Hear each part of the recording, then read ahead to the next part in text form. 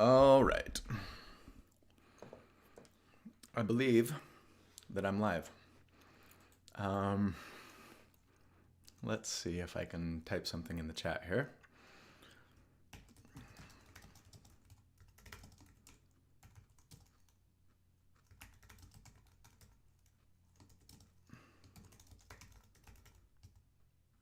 Oh, that didn't work.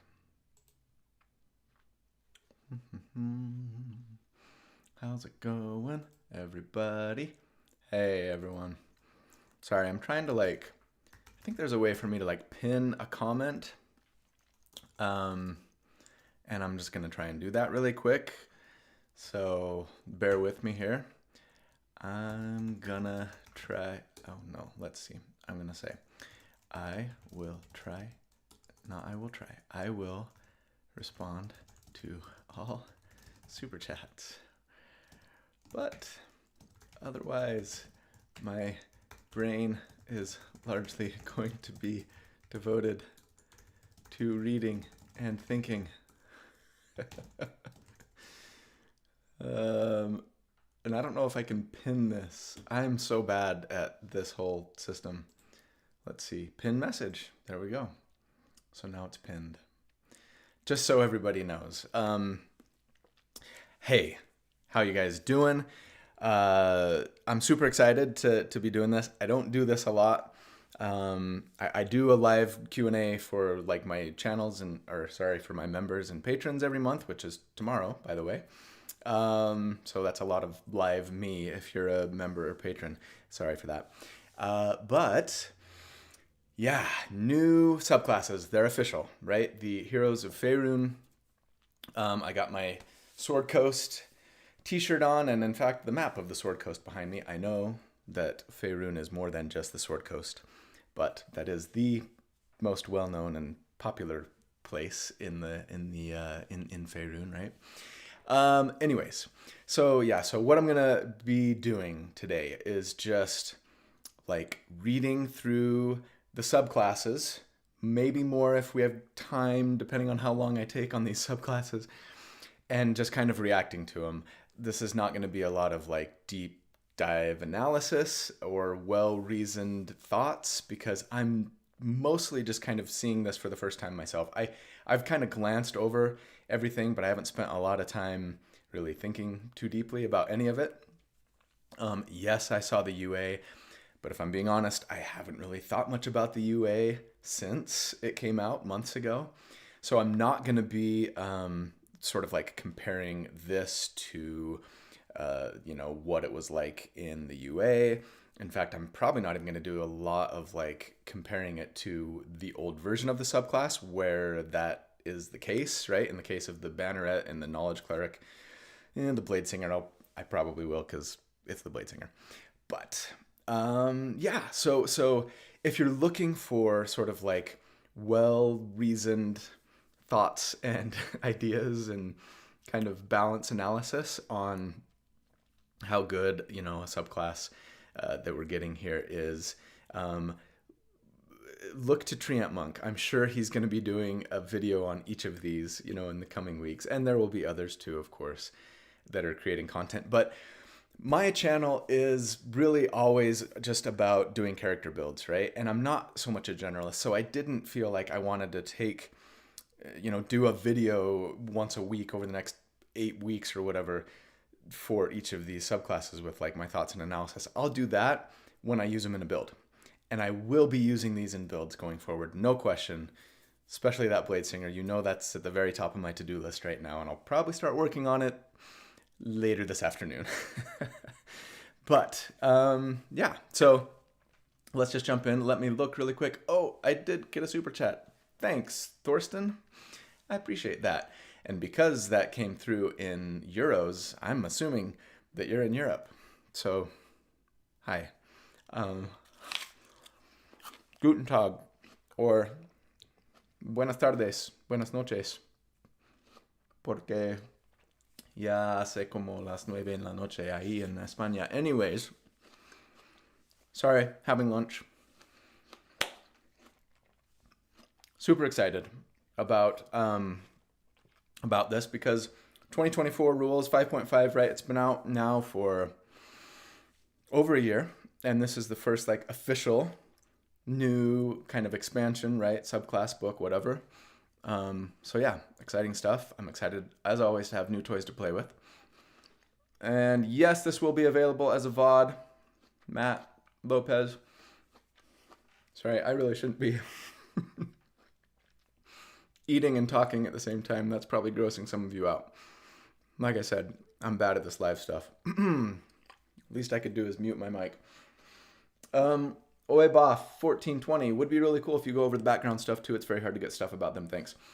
I will try and take a little time if I can, depending on how long I go here with the subclass stuff, to look at, you know, the other new player options that are available. Don't know how much I'll get to, or and I really haven't even glanced at any of those. So that will truly be like an off the cuff, you know, reacting live kind of thing. So sound is okay, everybody. Give me a thumbs up if the sound's all right. If it needs to be louder, I can do that. Otherwise, yeah, let's just jump in. So, okay, I'm getting some thumbs up. Great. So, I don't think that I can, I don't think that, well, I'm a little nervous that Wizards of the Coast might frown on me like sharing my screen and actually showing you guys stuff. So I'm not going to share my screen here, just to err on the side of caution. I don't want to get in trouble from WotC and or YouTube, I guess. So sorry for that. Sorry if I'm being kind of a little bit of a wuss there. But, so I'm just going to read, okay? And, you know, hopefully you'll be able to see these yourself if you're more of a visual learner like I am, actually. But yeah, let's just jump right in here. So, okay, character subclasses. I thought it was interesting that they had a section in chapter 1. You get character options, and they first talk about species, and I was like, oh, I didn't even know we were getting new species. We're not. They're the same species that are in the 2024 PHB. They're just kind of given a little bit of Faerûn flavor, sort of told, you know, how these species show up in Faerûn, as it were, which is great. But then, yes, subclasses. Okay, so there's 8, for those who don't know. College of the Moon Bard, Knowledge Domain Cleric, Banneret Fighter, formerly known as Purple Dragon Knight, Oath of the Noble Genie's Paladin, Winterwalker Ranger, Scion of the Three Rogue, Spellfire Sorcerer, and Bladesinger Wizard. Of course, they saved the best for last. So we're just going to take them in order, all right? And I'm going to read kind of all the mechanic stuff and then just kind of give you my thoughts. And that's what we'll do. So, Tristan, Moonbard, level 6, Colby build incoming, busted. Thanks, Tristan. Yeah, we'll see. So, College of the Moon, I'm going to skip the flavor stuff for the most part, just in the interest of time, though I do really like a lot of the flavor stuff. But yeah, the Moon Bard, okay, so at level 3, they get a feature called Moon's Inspiration, which is actually 2 features in 1.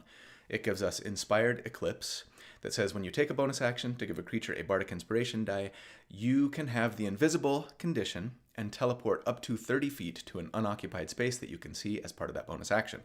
The invisibility lasts until the start of your next turn and ends immediately after you make an attack roll, deal damage, or cast a spell.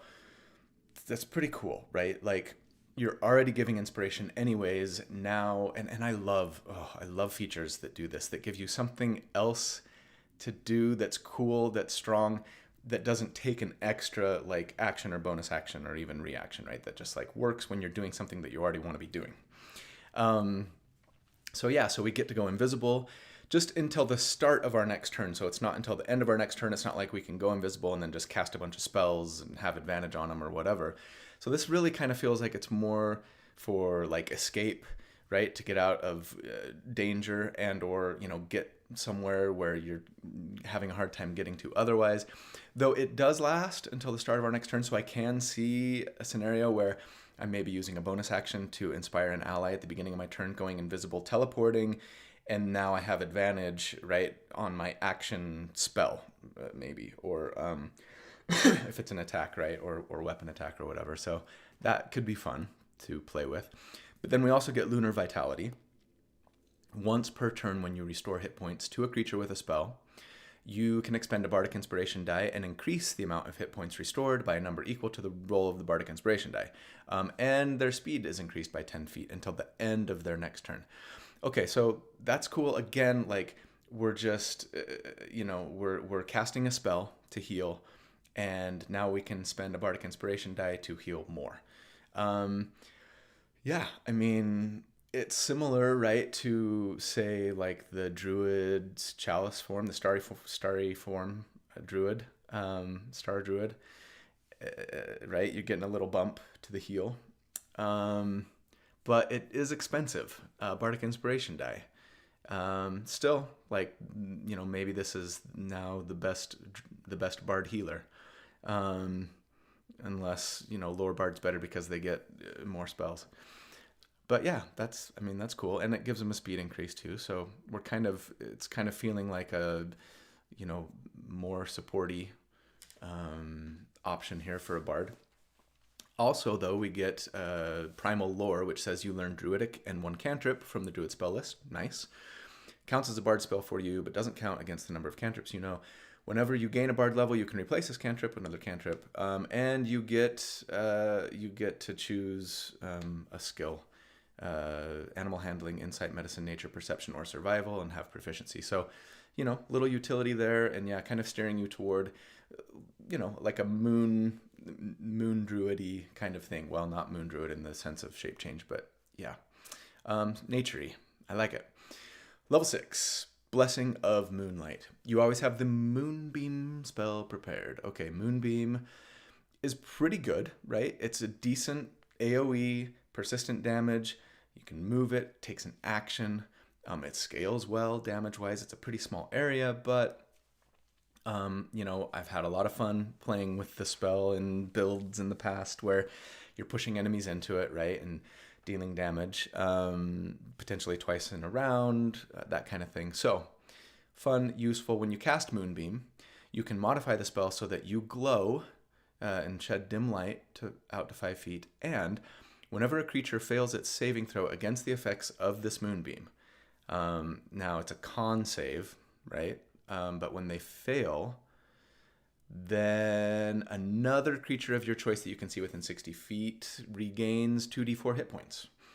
And now you can only modify Moonbeam in this way once per long rest. So, Moonbeam is solid. And when an enemy is failing their save against it, you're doing a little healing.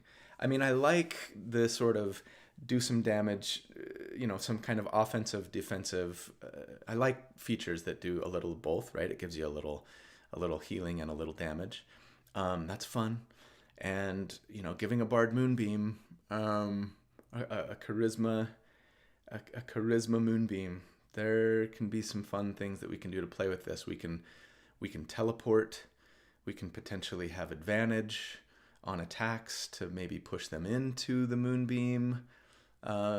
Yeah, I can see that being fun to play with. And, getting a little heal rider is nice too. Oh, I got a super chat. Thanks. Rogue King 94. Abilities that act as riders should be the norm with subclass design.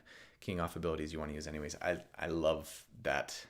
And if I had a wish, I would make you an employee of Wizards of the Coast. Whether you wanted to be or not. Okay. Let's move on. Level 14, Eventide's Splendor. You become suffused with the might of the moon, improving your moon's inspiration in the following ways. Shadow of the New Moon. When you use Inspired Eclipse, which is the thing that lets you go invisible and teleport, right? Yes, okay. When you use Inspired Eclipse, the creature who received the Bardic Inspiration die, because you're giving Bardic Inspiration, right, and then going invisible and teleporting. So the creature who received the Bardic Inspiration die can also have the invisible condition and immediately take a reaction to also teleport up to 30 feet to an unoccupied space it can see, and they remain invisible until the start of their next turn, but of course, they're using their reaction, right? So if they're using their reaction to teleport, the invisibility isn't doing a lot for them other than maybe helping them kind of stay safe until their turn. Still, cool. And yeah, I can see maybe they go invisible and they don't use their reaction to teleport because they want to do something else with their reaction, like make an attack with advantage, or I don't know, something like that. That feels pretty niche, but anyways. Really, this is mostly just kind of a support thing, right? You're helping keep your allies safe, and that's awesome. Vibrance of the full moon. When you use Lunar Vitality, you can roll a 1d6. Lunar Vitality being the other thing we got at level 3, when you restore hit points, right? When you're casting a spell to heal and you use a Bardic Inspiration, you can heal for the roll of your Bardic Inspiration die. So when you use that, you can roll a 1d6 and use the number rolled in place of expending a Bardic Inspiration die. So that's pretty great, actually. I mean, I don't know about pretty great. 1d6 of extra healing. We're level 14. That's not a crazy amount of healing. But, you know, we're saving a Bardic Inspiration, and otherwise our Bardic Inspiration die is a d10 at that level, right? Soon to be a d12.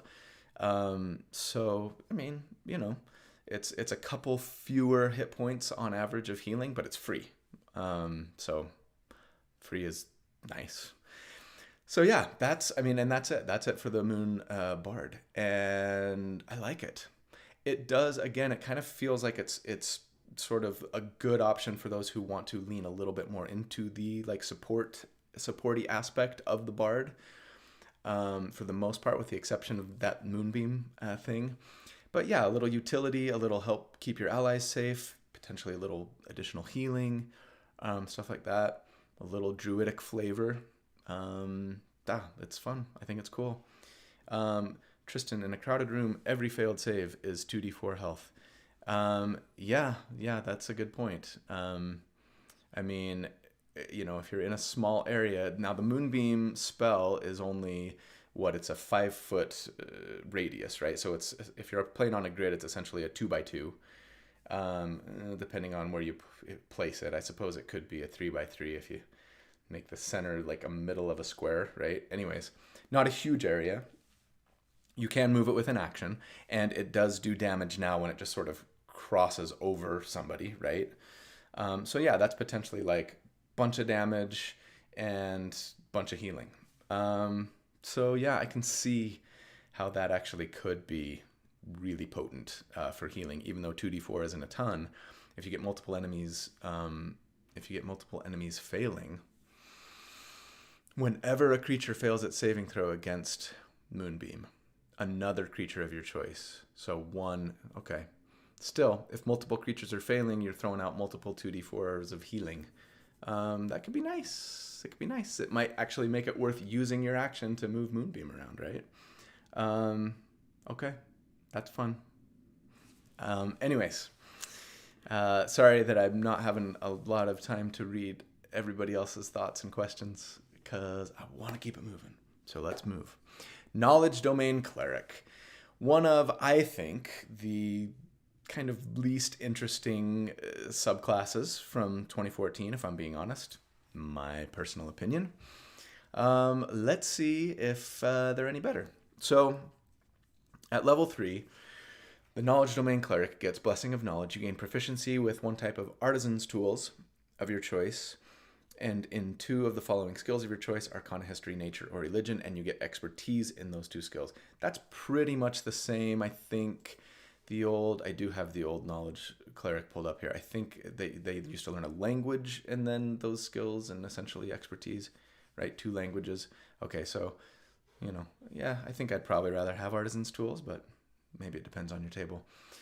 Okay, then you get Knowledge Domain spells. And we get a lot. Command, Comprehend Languages. This is level 3. Command, Comprehend Languages, Detect Magic, Detect Thoughts, Identify, Mind Spike. Most of those are pretty utility based, right? Other than Command, which is good, is a good spell. And Mind Spike, that's a good spell too, potentially, right? I mean, it does damage, and they can't go invisible, right? And they can't hide from you. And you know their location. Anyways, Not bad. Then level 5, Dispel Magic, always useful. Non-detection, Tongues, again, kind of utility based. But then at level 7, you get Arcane Eye, nice. Banishment, pretty nice, especially against, otherworldly plane creatures. Confusion can be really nice too, depending on what you roll. And then at 9, you get Legend Lore, Scrying, again, utility based, but decent. And then Synaptic Static, which is one of my favorite offensive spells because it's good big damage and a nice debuff too. So yeah, that's a pretty decent list. It's mostly utility based, but there's nothing wrong with that, right? And then we get Mind Magic. As a magic action, you can expend one use of your Channel Divinity to manifest your magical knowledge. Choose one spell from the Divination School on the Knowledge Domain Spells table that you have prepared. I just read, right? As part of that action, using your, you use your magic action, you expend Channel Divinity, you pick one of these spells. They have to be divination, and they conveniently put an asterisk by all of those spells on that list that are divination spells. Which are, I'll just read them, I guess: Comprehend Languages, Detect Magic, Detect Thoughts, Identify, Mind Spike, Tongues, Arcane Eye, Legend Lore, and Scrying. Okay, so action, Channel Divinity, take one of those spells, cast the spell without expending a spell slot or needing material components. So it's basically it's a free spell slot. You're swapping your Channel Divinity for a spell slot, but only for a very kind of small list of spells. Yeah. If you don't have a great use of Channel Divinity otherwise, if you're not fighting a lot of undead, right? Throw out a free Mind Spike, sure, right? Or, yeah, Arcane Eye is great to map out the dungeon, right? Things like that. So, potentially useful. It's not amazing or incredibly powerful, I don't think, but okay. Level 6, Unfettered Mind. You gain telepathy out to 60 feet. When you use this telepathy, you can simultaneously contact a number of creatures equal to your wisdom modifier. So probably 4 for you at this level, most likely 3 or 4, 5 later. Additionally, you gain proficiency in intelligence saving throws. If you already have this proficiency, you instead gain saving throw proficiency with one ability in which you lack it. So, okay, first of all, just free telepathy, always on, all the time. No limited use here. You just have telepathy. 60 feet with the number of creatures equal to your wisdom modifier. That is useful. No question, right? And cool. And I like it for a knowledge cleric. But then this proficiency in intelligence saving throws doesn't come up all that often. But that little, if you already have this proficiency, you instead gain saving throw, which you lack it. What I'm thinking, right? Which is, okay, so Rogue 1, Cleric X, because rogues get dexterity and intelligence, right? I think rogues and wizards are the only two classes that get dexterity and intelligence saving throw proficiency. And wizard would be a little tougher, I think, to multi-class with cleric, though not impossible by any means. And this cleric already feels kind of like a utility-based character. So, you start with a level of rogue. You get 2 expertises. Then, as cleric, at cleric 3, you get 2 more, right? You get lots of skill proficiencies as rogue, and some nice utility there. And then when you hit cleric 6, you can take a saving throw proficiency in whatever you want. Probably Constitution, maybe Wisdom. That's cool. And kind of fun. Okay, level 17, Divine Foreknowledge. As a bonus action, you magically expand your mind to the future. For 1 hour, you have advantage on D20 tests. Period. All D20 tests. Once you use this feature, you can't do it again until you finish a long rest or spend a 6th level spell slot or higher. Advantage on all D20 tests as a bonus action for an hour. That's pretty good. I mean, what am I doing with that is the question, right? As a cleric, am I casting a lot of spells that I need advantage on, or making a lot of attacks that I need advantage on? Not necessarily. It's always nice to have them on saving throws. Again, ability scores, or I mean, sorry, skill checks, right? It's good. I mean, it's like what's the level 9 foreknowledge? Is that the level 9 spell that gives advantage to you on everything and then disadvantage on enemies that are attacking you? Is that only for attacks? Anyways, and it's, it's not a level 9 spell. It's only a level 6 plus spell, and once per day for free. That's pretty good.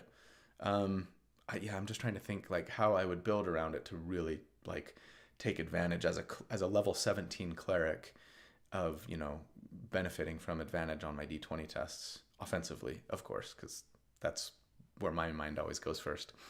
Okay. Cool. Yeah. Again, like to me, it feels like more of a sort of a utility, a really like a cleric. Clerics are already great at support, right? So we're giving them a little more utility maybe now than ever. Like that's probably where I would look first if I wanted to be a cleric with a little more skill, a little more utility. Yeah. Okay. Cool. Let's move on. The Banneret Fighter. Okay. I've been hearing some hubbub around the Banneret. When they first came out in the UA as the Purple Dragon Knight, people really were bashing Wizards of the Coast for basically just doing the Drake Warden Ranger, but maybe a little better, arguably. And also complaining that like they totally messed up the lore, right? Because Purple Dragon Knight had nothing to do with like having a pet dragon. Now I'm hearing a lot of people complain just because they say it sucks. So let's see. All right. At level 3, we get Knightly Envoy, which basically gives us 3 features. You know how to conduct yourself with grace. As a noble ambassador, you gain the following benefits. Comprehension. You can cast the Comprehend Languages spell, but only as a ritual. Charisma is your spellcasting ability for it. Okay, little utility there. Polyglot. You learn 1 language from the language tables in the player's handbook. You can replace it when you finish a long rest. And then Well-Spoken. You gain proficiency in one of the following skills: Insight, Intimidation, Persuasion, or Performance. Okay, so this is ribbon stuff, right? And it's kind of character face, like party face stuff, languages, and charisma based skills, right? Or insight, I guess. So okay, that's a decent ribbon. And then we get group recovery. When you use your second wind to regain hit points, which we can now do twice per day, and then recovering 1 use on a short rest, right? You can choose a number of allies within a 30-foot emanation, originating from yourself, that's a big area, up to a number of allies equal to your charisma modifier, minimum of 1. Each of those allies regains hit points equal to D4 plus your fighter level. Once you use this ability, you can't do it again until you finish a short or long rest. That's, I guess, to prevent you from using like both of your second wins, right? Because you get 2 at first, and then you recover 1 on a short rest, so you can only do it once per short rest, basically.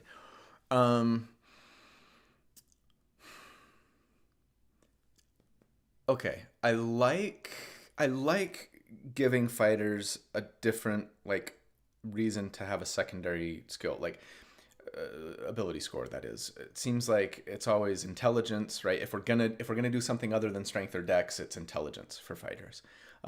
This is charisma, and that's different. Cool. How good is your charisma score going to be, right? Unless you're taking a warlock dip, which, I mean, and that's immediately what I want to do. But if you're not doing that, or you can't, right? Because you don't multi-class at your table or whatever, yeah, I mean, your charisma is, I have a hard time believing it's going to be anything more than a tertiary ability score, right? You're going to go strength or dex, probably, and then con, and then charisma. So you're going to have a 14 charisma maybe, and now your wisdom sucks and your dexterity sucks, right? If you went strength. I mean, so yeah, that feels a little punishing to me. But if you want to play around it, and or if you can take a warlock dip and get Pact of the Blade, right? And you're prioritizing charisma, well, okay, now it feels better. And you know, a D4 plus your fighter level isn't a ton of healing, but plus your fighter level, I mean, that's going to scale nicely. It's only once per short rest, but yeah, I mean, if you're using Second Wind anyway and you can heal an ally, cool. Or heal a couple of allies, or 3 or 4, right, as your charisma scales. Level 7, Team Tactics. When you use Group Recovery, each chosen ally has advantage on D20 tests until the start of your next turn. That Group Recovery is the thing I just read, right? So you're using Second Wind, you're healing yourself, and or, you know, doing something else with Second Wind, because we get more uses of it and more options now, right? You're healing probably multiple friends, at least one, probably at least 2 if you're playing a Banneret, you know, knight, and maybe more. And now you're also giving them advantage on all their D20 tests until the start of our next turn. So basically, you know, they are, for their turn, they're going to have advantage on all their D20 tests, or, you know, and with their reaction, and if they're making saving throws, etc. That's, I mean, that's pretty good. Am I wrong? That feels pretty good to me. Granted, you can only do it once per short rest, and it only lasts for a round. So it's not crazy overpowered or anything, but like, I don't know, when you really need it, that feels nice. If people have ways to get advantage anyways, and they're relying on those things, I mean, you know, maybe not. Well, I don't know. I like it. Again, like, so yeah, it feels like, so far anyways, like Moon Bard is like Bard, but a little more supporty. Knowledge Cleric is like Cleric, but with like more utility. Banneret Fighter is Fighter, but like now with support. and I'm here for it. You know, how good is it mechanically is maybe another question, but at least I like kind of the way they're thinking. Support and maybe party face too, right, for the Banneret. So a little utility, a little support, you know, and you still get all the cool things that fighters get. You're not doing as much damage as a battle master, right, or whatever, but maybe you don't care about that. Maybe you're okay with doing the damage that you do as the base class.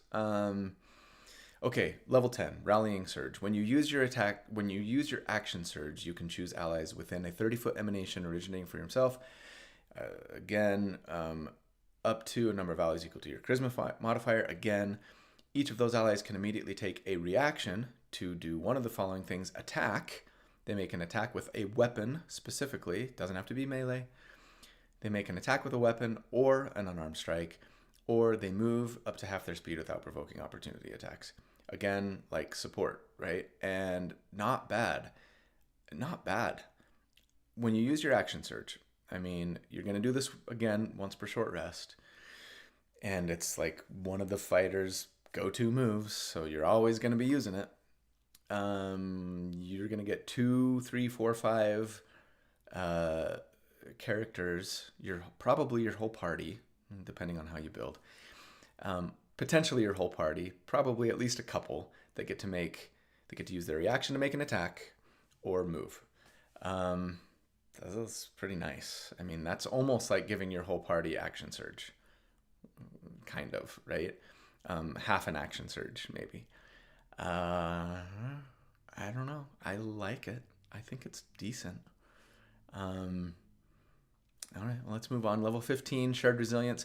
When an ally you can see within 60 feet of yourself fails a saving throw, you can take a reaction to expend a use of your Indomitable feature. The ally can immediately reroll the saving throw with a bonus equal to your fighter level. The ally must use the new roll. Okay, so, you know, you're basically you're using one of your own Indomitable uses to let an ally do it. Not a bad support option.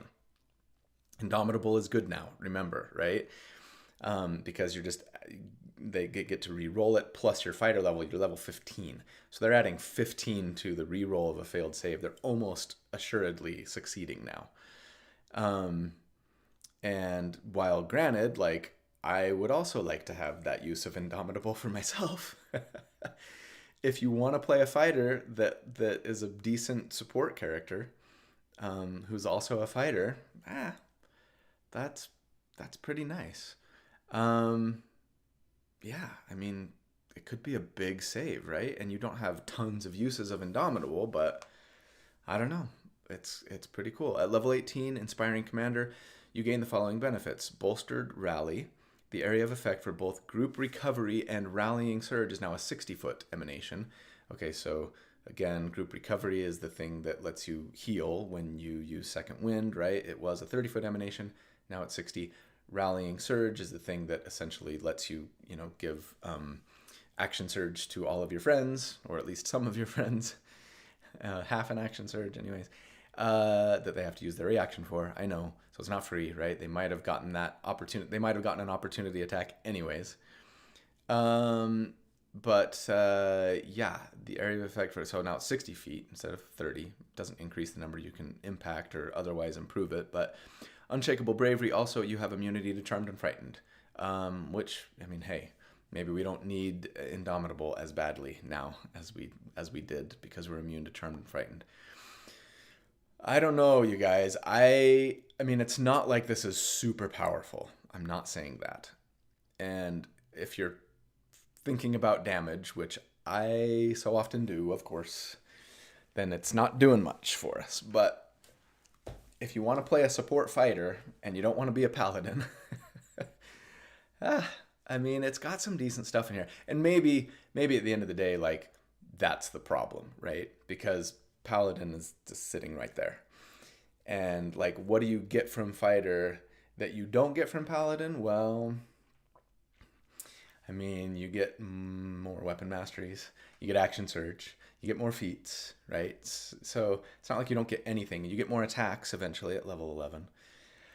But paladins get spells, right? And all that entails. And they get Aura of Protection and et cetera, et cetera. And so, yeah, like, to me, that's kind of what it comes down to, right? It's like, oh, I want to play this sort of like tanky, armor-wearing, like martial character who also like can support their allies. It's like, great, we have this lovely paladin for you with subclasses and all these great things. Or you can play this fighter who doesn't have spells, and they get some benefits over pallies, but maybe the support features they get aren't quite as good as the pallies. So I guess that's sort of my take at the end of the day. That said, like, I was expecting this to be much worse based on the reactions that I've been seeing. So I don't know. Am I just way off here? What are people saying in the comments? Maybe I want to take a second to look. Yeah, I don't know. I think there's some decent stuff here. Like, I don't think it's like as bad as I was fearing. And again, I'm not saying it's great. And yes, it would have been nice if we could have play tested this, right? Because we didn't. We play tested the Purple Dragon Knight, which is completely different. And so maybe it could have used a little feedback and they could have given it a little more love. But I don't know. It's not as bad as I was anticipating. And maybe ultimately that's what's going on. Like, my expectation was way down here. And so by comparison, it's like, oh, well, I mean, that's okay, I'll stop apologizing for the Banneret and move on to the Oath of the Noble Genies. This was the one I was most excited about when the Unearthed Arcana came out. I thought it looked really cool, really powerful, maybe too powerful. So let's see if that, if all that power came through in the final. I have a feeling it probably got some nerfs. But frankly, I don't really remember the UA, and I'm not going to look at it and try and compare this to that because I just can't hold all of that stuff in my brain. for months and months, and I haven't looked at it recently, and I don't really, frankly, care that much. So let's just look at what we have. Okay.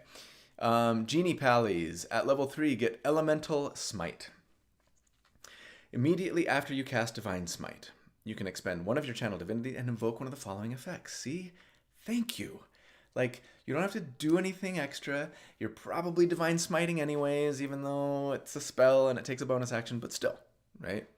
Now, you can do other things too. I love it. Dow's Crush. Earth rises up around the target of your Divine Smite. They are grappled and restrained. Period. They do not get to make a saving throw against this. They can escape, right? Like with any grapple, there's an escape DC that on their turn, they can spend their action to try and escape. They make an acrobatics or an athletics check against your, charisma-based DC. But just at least for one round, when you smite them, they are grappled and restrained. All attacks against them are going to have advantage. They can't move. Attacks against anyone but you have disadvantage. They have disadvantage on dexterity saving throws. That's so good. That's so good. I love that so much. Yeah. Now, granted, it's going to cost your bonus action. It's going to cost spell slots, right? Oof, I love it. Okay, Genie's Escape. You teleport to an unoccupied space you can see within 30 feet of yourself and take on a semi-incorporeal form, which lasts until the end. Remember, just again, when we smite, we can do one of these things. Dow's Crush was one. There's 3 more options, right? So Genie's Escape. You could grapple and restrain them, or you can teleport, you can smite them, and then teleport to an unoccupied space you can see within 30 feet of yourself, become semi-incorporeal until the end of your next turn. While in this form, you have resistance to bludgeoning, piercing, slashing damage, and you have immunity to the grappled, prone, and restrained conditions. So this is a nice little turn into a mist and, escape kind of thing. So a nice defensive move. And again, it's not like we have to choose to follow, to have a Dow Genie, like with a Genie Warlock, right? It's not like we go, okay, I'm a Dow Genie, so now I can just do this Dow thing. It's like, no. Every time we smite, we can do one of these 4 things. So, super versatile. Ifriti, and I'm only halfway through. Ifriti's Fury. The target of your Divine Smite takes an extra 2d4 fire damage, and fire jumps from the target to another creature you can see within 30 feet of yourself. The second creature also takes 2d4 fire damage. No save, no nothing. So, it's a mini green flame blade, but better because it's a 30-foot range. They don't have to be within 5 feet, right? So they just take a little extra damage, a little extra fire damage for you, a little extra fire damage for your friend. Okay, yeah, I'm not opposed to a little extra damage when we're smiting anyways to do some damage, right? If you have no reason to grapple and restrain them otherwise. Okay, or we could finally Marid's Surge. The target of your Divine Smite and each creature of your choice in a 10-foot emanation originating from you make a strength saving throw. Okay, the target and every villain within 10 feet of us make a strength saving throw against our spell save DC. On a failed save, they are pushed 15 feet straight away from you and knocked prone. Oh, that's awesome. This is fun. This is so fun. Wow, I might want to do a Genie Paladin before I do a Bladesinger. Yeah, this would be fun to build around, right? Now, Pallies already have ways to push, and there's lots of ways to push in this game now. I mean, the Crusher Feat, right? The Thunderous Smite, the Weapon Masteries, right? This is not new, but everybody within 10 feet of us. And again, also our target, which you'd think would be in melee, but you can do thrown weapons, right? I just did a build on it a couple months ago. Thrown weapon, somebody's 30 feet away, they get pushed, they get knocked back. All the bad guys within you get knocked back and prone. That's awesome. Now they get to save against it, strength save, but still, man, depending on you know how you build and what your allies are doing, that could be really cool. Or let me fight on a bridge, please, for the love of all that is holy. Let me fight on a bridge and just kaboom, boom, and everybody goes flying off. Oh, that'd be so fun. Okay, let's move on. That was our first feature. We get Genie spells. When you reach okay, so these are just subclass spells, right? We get at level 3 Chromatic Orb, nice. Elementalism, okay. Thunderous Smite, we could have got that anyways, but yeah, it can be a good one. More pushing. Mirror Image at level 5 and Phantasmal Force, both solid options. At 9, Fly, fantastic. Gaseous Form, yeah, I mean, when you need to get into crevices and stuff. At 13, Conjure Minor Elementals.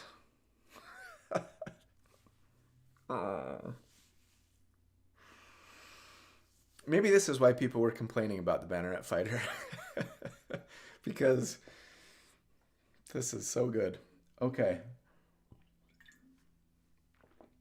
All right. Conjure Minor Elementals and Summon Elemental. Nice. And then at 17, Banishing Smite and Contact Other Plane. Okay. That's a really good spell list. Oh, we're not done. Also at level 3, Genie's Splendor. When you aren't wearing any armor, your base armor class equals 10 plus your dex and charisma modifiers. You can use a shield and still gain this benefit. You also get proficiency in acrobatics, intimidation, performance, or persuasion. Okay, so we get unarmored defense with charisma, and you can still use a shield. Like, you don't have to use this, right? But if you wanted to make a dex-based pally, or a warlock dip pally, right? Especially, I guess. Then this is nice. It's a nice option. Especially because you can use a shield and still gain the benefit. Gosh, this feels like so different than any other paladin. An unarmored paladin, who would have thought? But, yeah. Okay, fun. All right, level 7. Aura of Elemental Shielding. Choose one of the following damage types. Acid, cold, fire, lightning, or thunder, right? So elemental damage. You and your allies have resistance to that damage while in Aura of Protection. So now Aura of Protection is just giving resistance to an elemental damage type 2. And at the start of your turn, you can change the damage type. No action required. So it's like, well, let's just go in with fire on all the time. But if we end up, getting jumped by some cold damage dealing mobs, well, on my turn, I'll just change it to cold. A lot of versatility there. That's pretty cool. Level 15, Elemental Rebuke. Yeah, I mean, sorry, just going back, we already have bumped saving throws from Aura of Protection, right? And so, maybe a fireball comes and we've got a really good chance at succeeding thanks to Aura of Protection, and now we have resistance to it too, so we're taking quarter damage, right, on a save. That's nice. Okay, level 15, Elemental Rebuke. When you are hit by an attack roll, you can take a reaction to halve the attack's damage against you. Round down. Okay, so it's the rogue's uncanny dodge. Right? Reaction, have the damage, and, though, force the attacker to make a dexterity save against your spell save DC. If they fail, they take 2d10 plus your charisma modifier in an elemental damage type of our choice. Half damage on a save. 2d10 plus charisma modifier. At best, that's 15-ish damage, right? If they fail their save. And you can use it charisma modifier times per day. All right. I mean, again, this is one of those defense and offense moves. It's not bad. you got to spend your reaction for it, but yeah, half damage and return a little damage too. Yeah, it's nice when you need it. Not anything crazy powerful, but okay. And then level 20, Noble Scion. As a bonus action, you gain the benefits below for 10 minutes or until you end them.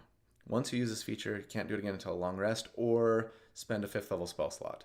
And at level 20, we have 2 5th level spell slots? 3? Anyways. Okay, you can fly 60 feet. That's great, but like so can half the other subclasses in the game, I feel like. That's an exaggeration, but and then Minor Wish. When you are an ally in your aura of protection, which now that we're level 20 is 30 feet, right? When you or an ally in your aura of protection fails a d20 test, you can take a reaction to make you or that ally succeed instead. Okay. So we can do this as a bonus action for 10 minutes, once a day, or with a 5th level spell slot. We can fly for 10 minutes, and for 10 minutes, every time we or an ally fails any d20 test, we can just use our reaction to make it succeed. So now our whole party has legendary resistance for 10 minutes. I mean, it's taking your reaction, right? And you can only grant it to one person. And or like a really important attack that they miss. Gosh, that's good. This subclass is so good. Oh my gosh, it's so good. And I have a feeling, I don't know this. I don't know if Chris is in the chat. Chris, Treant Monk, are you in the chat? If you are, will you tell me? You might have been commenting. Regardless, I have a feeling, knowing Chris, that he might look at this and get mad about it. Because he'll be like, this is too good. And that is just not who I am. I see stuff like this, and I don't whine about power creep. I don't care. I don't whine about imbalance. I'm just like, this is awesome. I want to play it right now. So yeah, this is really good and fun. And it's too bad that every single subclass in all of D&D 5e doesn't invoke the same reaction within us, right? This is good. Okay. Let me read a few comments while I chew on my string cheese.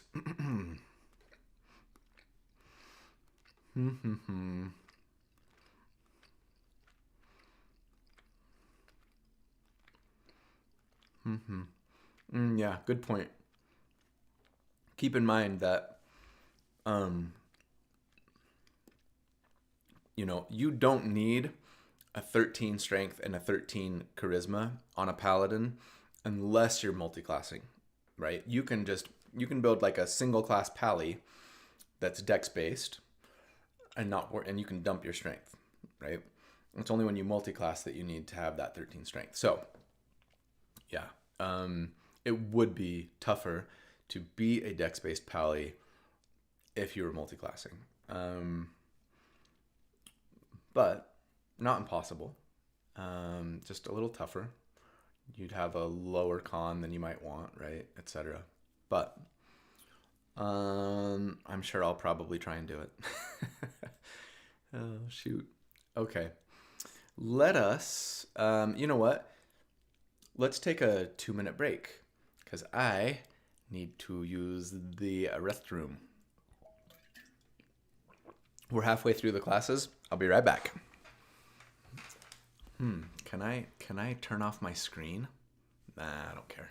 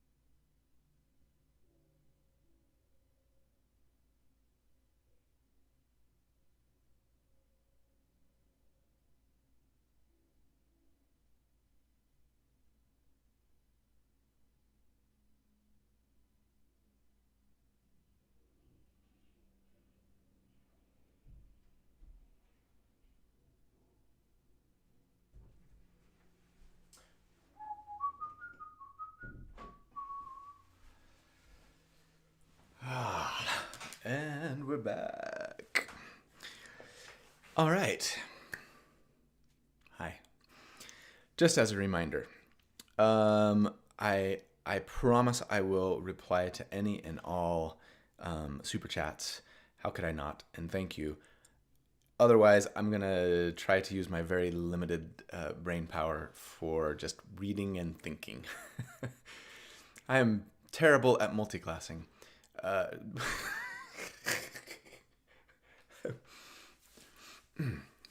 Let me rephrase that. I am terrible at multitasking. Multiclassing I'm pretty good at. maybe a little too good. Okay, right. Let's continue. That was funny. Winter Walker Ranger. Right. So this was my reaction to this Ranger subclass when it was in UA is, oh, well, that's overpowered. And now, like, you can't play any other Ranger subclass. I don't really remember why. I think they were just doing way more damage than everybody. But I bet they nerfed it because it's Wizards of the Coast. And they hate Rangers, right? They don't hate Rangers. Sometimes they just don't really design them all that well, in my opinion. Okay. But yeah. Level 3. Okay, so first of all, I got a comment about this artwork. No shade on Alejandro Pacheco. He's very clearly a talented artist. I don't love the Ranger riding a snowboard. Probably because I am a skier, and there is a bit of a rivalry between skiers and snowboarders. Sometimes it's friendly and not that serious, and then sometimes it's a little more spiteful. But that's not why. It feels a little pandery to me, but that just might be my grumpy old man coming out. Anyways, let's move on. Okay, level 3, Frigid Explorer. You gain the following benefits: Biting Cold. Damage from your weapon attacks, ranger spells, and ranger features. Ignore cold damage resistance. Okay, cool. If you're fighting enemies who have resistance to cold damage and you're using lots of cold damage, which we probably will be. Frost resistance. You have resistance to cold damage. Cool. Polar Strikes. When you hit a creature with an attack roll using a weapon, you can deal an extra 1d4 cold damage to the target, which can take this extra damage only once per turn. When you reach Ranger 11, this extra damage increases to, wait for it, 1d6.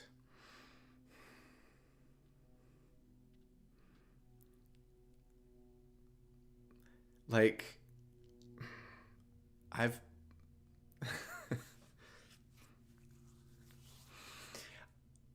I just feel like, okay, if anyone from Wizards of the Coast is ever watching this video, like, thank you for your work. And I love this game that you have made, and I am grateful for it.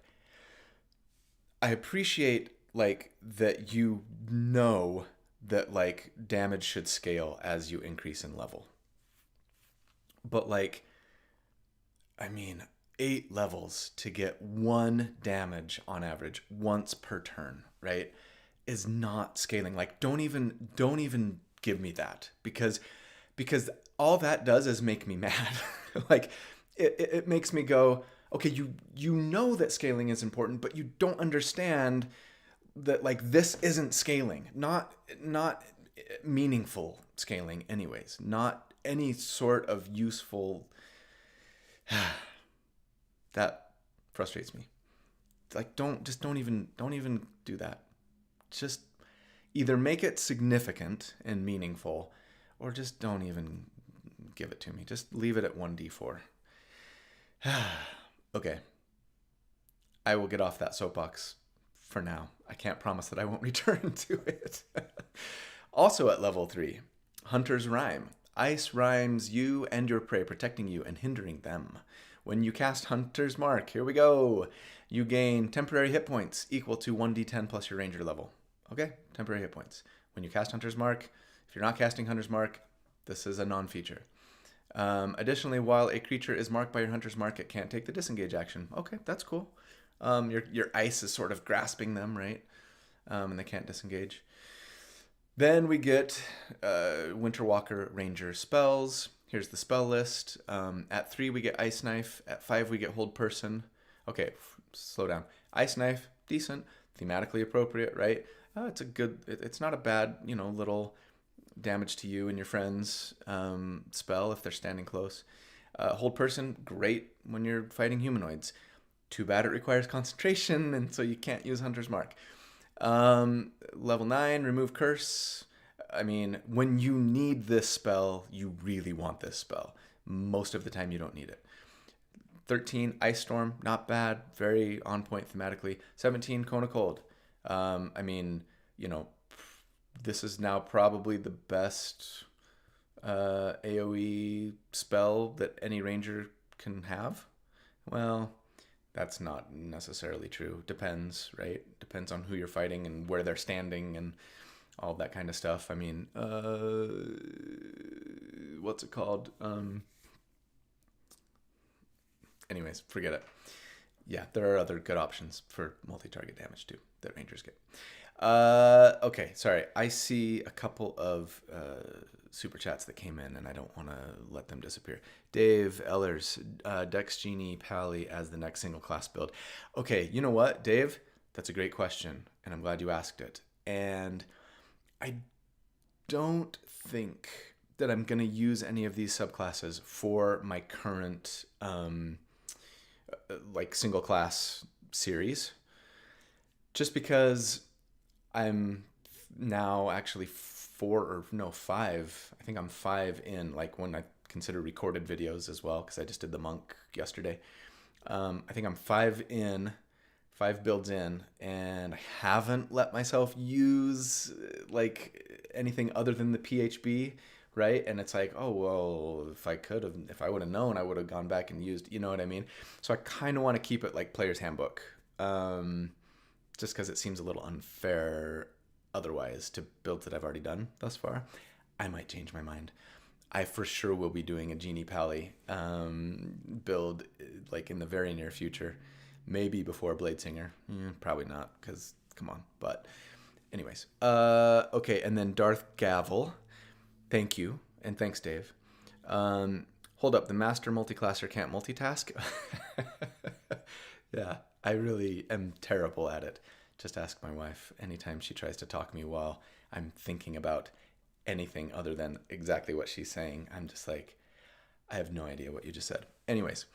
Okay. Let's get back to the Winter Ranger.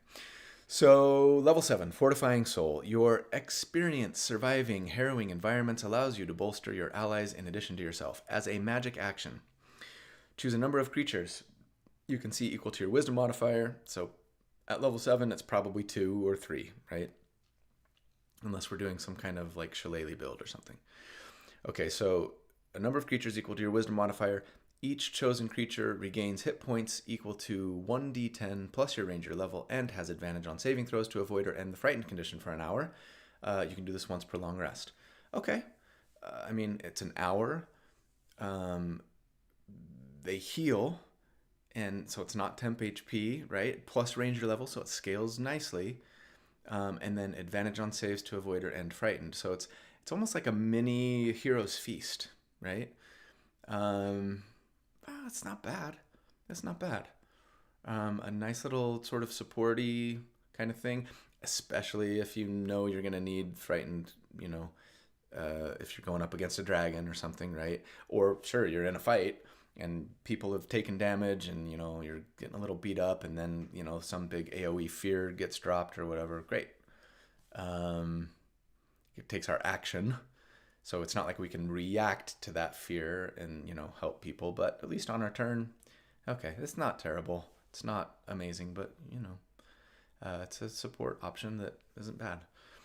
At level 11, Chilling Retribution. When a creature hits you with an attack roll, you can take a reaction to force the creature to make a wisdom save. On a fail, they're stunned until the end of our next turn. While stunned, their speed is reduced to 0 feet. Because case you didn't know, 2024 rules, stun no longer says that you can't move, but these particular stunned creatures can't. You can use this feature a number of times equal to your wisdom modifier per long rest. Okay, so you get hit by an attack roll. It has to be an attack. Reaction, force a wisdom save or stun. That's pretty good. And I like that, chilling retribution. So they're like, you hit them with an ice block. They're frozen. That's good. Like, it's pretty powerful. Granted, you got to use your reaction for it, and you can only do it, wisdom mod per day, but stunned is really good. And it's a wisdom save, not a con save like the monk stunning strike, right? So yeah. Granted, I would rather at level 3 Genie Paladin grapple and restrain an enemy just automatically when I hit him with the Divine Smite, but this is still good. Yeah, it is. Stunning enemies is really powerful. Okay, let's move on. Level 15, Frozen Haunt. Deep breath, everybody. When you cast Hunter's Mark, you can adopt a ghostly snowy form. This form lasts until the spell ends. And while you're in this form, you gain the following benefits. Once you use this feature, you can't use it again until long rest or 4th level spell slot or higher. Okay. So once per day for free when you cast Hunter's Mark. Otherwise, you're expending. So Hunter's Mark is now a 4th level spell slot, right? Otherwise. Okay, Frozen Soul. You have immunity to cold damage. We had resistance before, so now we have immunity. Okay, if you really need it, that's awesome. You aren't going to need it that often probably, but hey. So immunity to cold damage. When you first adopt this form and at the start of each of your subsequent turns, each creature of your choice in a 15-foot emanation originating from you takes 2d4 cold damage. Okay, so let's think about that. You're immune to cold. As soon as you cast Hunter's Mark and at the start of every turn, every enemy within 15 feet of us, so that's going to be like 3 by 3 plus us, so that's like a 7 by 7 on a grid, right? Each creature 2d4 cold damage. That's not a ton of damage. We're level 15, but it's 15-foot emanation, and it's just automatic every time, no save. It's not amazing, but a little extra damage. If we're using Hunter's Mark anyway, we get immunity to cold damage. Like, okay, let me finish actually, and then I'll say some things. Partially incorporeal. Also, right, we're not choosing. We get that and partially incorporeal. We're immunity to grappled, prone, and restrained. Nice. You can move through creatures and objects as if they were difficult terrain. This is similar to that Genie Pally, but they were getting that at level 3. Anyways, you can move through creatures and objects as if they were difficult terrain, but you can't end, or you take damage. You can't end your turn inside them. You take damage. Okay. It seems like one of two things are happening at Wizards of the Coast. Either they're like they're not hearing the feedback, right? That because to me and to us, to you, I'm assuming, right? To those of us I think a lot about like theory crafting and maybe optimization and min-maxing and how I'm going to build my characters and stuff like that and balance. For us, we're all saying the same thing. 99% of us are saying the same thing, right? Hunter's Mark, like, don't make everything based around Hunter's Mark if, you're going to continue to require concentration for it and, even, in my opinion anyways, require a bonus action to constantly be transferring it. Like it's a good spell early on. It's not very good, in tier 2 and above. So don't sort of give us all these features that require us to be casting Hunter's Mark, unless you're going to sort of remove those other very, very difficult restrictions that come inherent with the spell, right? And so either like Wizards of the Coast hears us and just doesn't care, right? They're like, I hear you, but like I think you're wrong, and we're committed to this, and we think it's a good decision for whatever reason, right? Um, or like maybe we're not the majority of like naysayers that we think we are. Like maybe you know what I mean? Like there's millions of people who play D&D, and maybe 90% of them are fine with this design choice. And we're a very vocal minority. I am open to that possibility. But I tend to believe it's probably the first thing. Or I suppose they're just not hearing us. For whatever reason, nobody who works at Wizards of the Coast who has influence over Ranger design like is getting the feedback. That also is hard to believe. So it's a little confusing to me. It just is making me scratch my head. That said, I'm not necessarily opposed just like on principle to encouraging us to use Hunter's Mark if you can make it like worth our while, right? Like okay, fine. If this is going to require my concentration and my bonus action every other round probably, then like make it really good, right? And not just, oh well, now you can't lose concentration from taking damage, or now your pet once can also get an extra d6 of damage, right? Like like you've got to make it like, okay, well, you know what, I don't mind casting Hunter's Mark now because it's awesome, even as like a 4th level spell slot. Is this awesome as a 4th level spell slot? Immunity to cold damage, 15-foot emanation, 2d4 cold damage to every enemy, immune to grappled, prone, restrained, move through creatures and objects as if they're difficult terrain. I mean, yeah, like I don't need to answer that question, but at least I think it's closer to maybe being worth it than other benefits to Hunter's Mark features that we've seen thus far. Maybe. Maybe I'll just leave it at that. So definitely feeling some frustration. Seems like there's a disconnect between us and Wizards of the Coast's design team for Rangers. I wish they'd address it at least, right? Like have somebody get interviewed and say, we know that a lot of people don't love this sort of commitment on our part to Hunter's Mark, but here's why we think it's a good idea. Take it or leave it. I don't know. At least like that way I'd go, okay, well, like they hear us, they just don't agree with us or whatever. I don't know. Okay. I could spend all day here.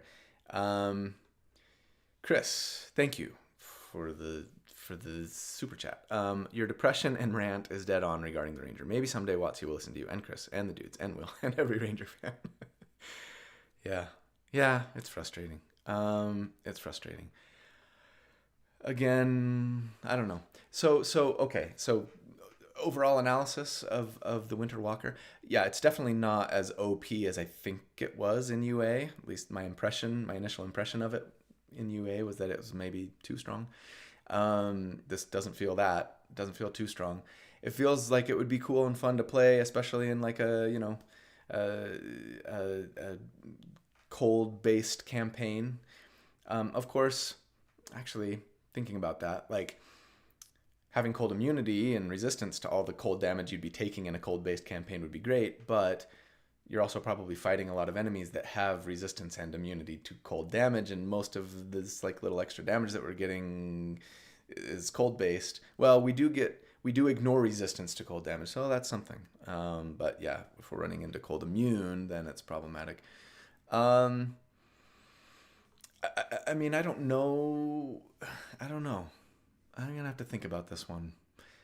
They feel about on par with other current Ranger subclasses for 2024 rules, but that's not necessarily like a glowing review, right? So yeah, I wouldn't say that this is terrible, and they've got some really good stuff. That Chilling Retribution seems really good. Fortifying Soul, like there's some nice support stuff. There's some control stuff, little extra damage, little AOE damage, some defensive movement benefits. Like yeah, there's some decent stuff in here. It's just not amazing. It doesn't like fix Rangers by any stretch, right? So okay, let's move on. Scion of the Three Rogue. So this is the Baldur's Gate 3 inspired subclass, right? The Bane Ball Merkle subclass. So level 3, Bloodthirst. When an enemy you can see within 30 feet of yourself takes damage and is bloodied. So remember, that's an official thing now. It's when their health is at 50% or less. So when they're bloodied after taking that damage, that doesn't mean that the attack has to bloody them, right? They could already be low and take damage. They're bloodied after taking that damage. Maybe they were bloodied before. They're still bloodied. Great, still works. But not killed outright. You can take a reaction and teleport to an unoccupied space you can see within 5 feet of that enemy. You can then make one melee attack. You can use this feature intelligence modifier times per day. Okay, this is awesome because nobody loves, like guaranteed reaction attacks more than rogues because it's going to let us use our sneak attack again, right? It's pretty limited. Only intelligence modifier times per long rest. But I love me a good blink strike. Like, you teleport to them and stab them. I love it. They have to be bloodied. So, they're already on their way out, theoretically, right? But hey, if we can ease their passing, it's good and it's cool. Like, that's what I'll say. It does make me want to have an intelligence-based attacking rogue for sure, because gosh, obviously, like most rogues, anyways, you're focusing dex, your secondary stat. I mean, you want it to be con. Maybe you can bump that to a tertiary, but then you probably want wisdom, right? You want a good perception. It's tough. It's a mad build, unless you can say couple it with the new Bladesinger, which I think I would do. Because now we're focusing on intelligence overall. We can do this a lot more often. That feels way better to me. I kind of wish it were, why not make it dexterity times per long rest? Would it be that much more powerful? Would it be overpowered? I don't think so. Anyways, level 3, Dread Allegiance. Choose one of the dead three, the gods, right? Bane, Ball, or Merkle. You gain resistance to one type of damage that they represent. I'll show that in a sec. Talk about that in a sec. And the ability to cast a cantrip, as detailed in the table below. Intelligence is your spellcasting modifier. When you finish a long rest, you can change your choice. Okay, so we choose the god, right? And then we get some benefits. So Bane gives us psychic resistance and the minor illusion cantrip, okay? Ball gives us poison resistance, the one we should probably be taking, unless we're a dwarf or something, right? And Blade Ward cantrip, which is nice. Blade Ward is solid, especially if you're not a spellcaster otherwise and you don't have anything to concentrate on, right? It's a cantrip, so you can cast it all day, and for a minute, concentration subtracts a d4 from attacks against you. That's a nice defensive buff. And, coupled with poison resistance, that's solid. And then Merkle gives you necrotic damage resistance and the Chill Touch cantrip, which is not amazing. But, okay. You got some versatility. You can switch it up with a long rest. Okay, moving on. Level 9. Strike Fear. You gain the following Cunning Strike option. So, again, for initiates, Cunning Strike, right? We can subtract a d6 from our sneak attack to do something cool. The new option we get here as a Scion of the 3 is Terrify. It costs us 1d6 of our sneak attack and then forces the enemy that we hit to succeed on a wisdom save or it's frightened for a minute. And while they are frightened in this way, you have advantage on attack rolls against them. That's pretty dang good. The frightened target repeats the save at the end of each of its turns. Okay, I mean, wisdom save, that's a decent save to be targeting. It's not the best, it's not the worst. On average, right? Average enemy. And especially at level 9, like the higher level we get, the more decent wisdom saves we'll run into, right? But still, frightened is already really good. They can't move towards you. They have disadvantage on attacks and ability checks, right? For a whole minute. And now we have advantage on attacks against them too. So free sneak attack is easy, right? That's pretty good. If I don't otherwise have advantage, I'm probably using this every single turn. Granted, you have to hit them with sneak attack first. So, and then they get to save on their turn, so maybe they succeed, right? But still, frightened is good. I like it. Anyways, sorry. Sorry. Level 13, Aura of Malevolence. You radiate malignant power associated with one of the dead 3. When you use Bloodthirst and Teleport, that's the thing that says, like, intelligence modifier times, right? If they're bloodied, we can reaction attack them. When teleport and attack them. When you use Bloodthirst and Teleport, each creature of your choice within 10 feet of either the space you left or your destination space, you get to choose, takes damage equal to your intelligence modifier. The damage type is the same as the damage resistance granted by your choice in the Dread Allegiance feature, right? So if you're ball, it's poison. Oh, now you don't want to be ball. Or psychic or necrotic. Damage dealt by this feature ignores resistance, though, so that's nice. But with poison, it's immunity that's the problem, not resistance, right? But that's it. And that's lousy.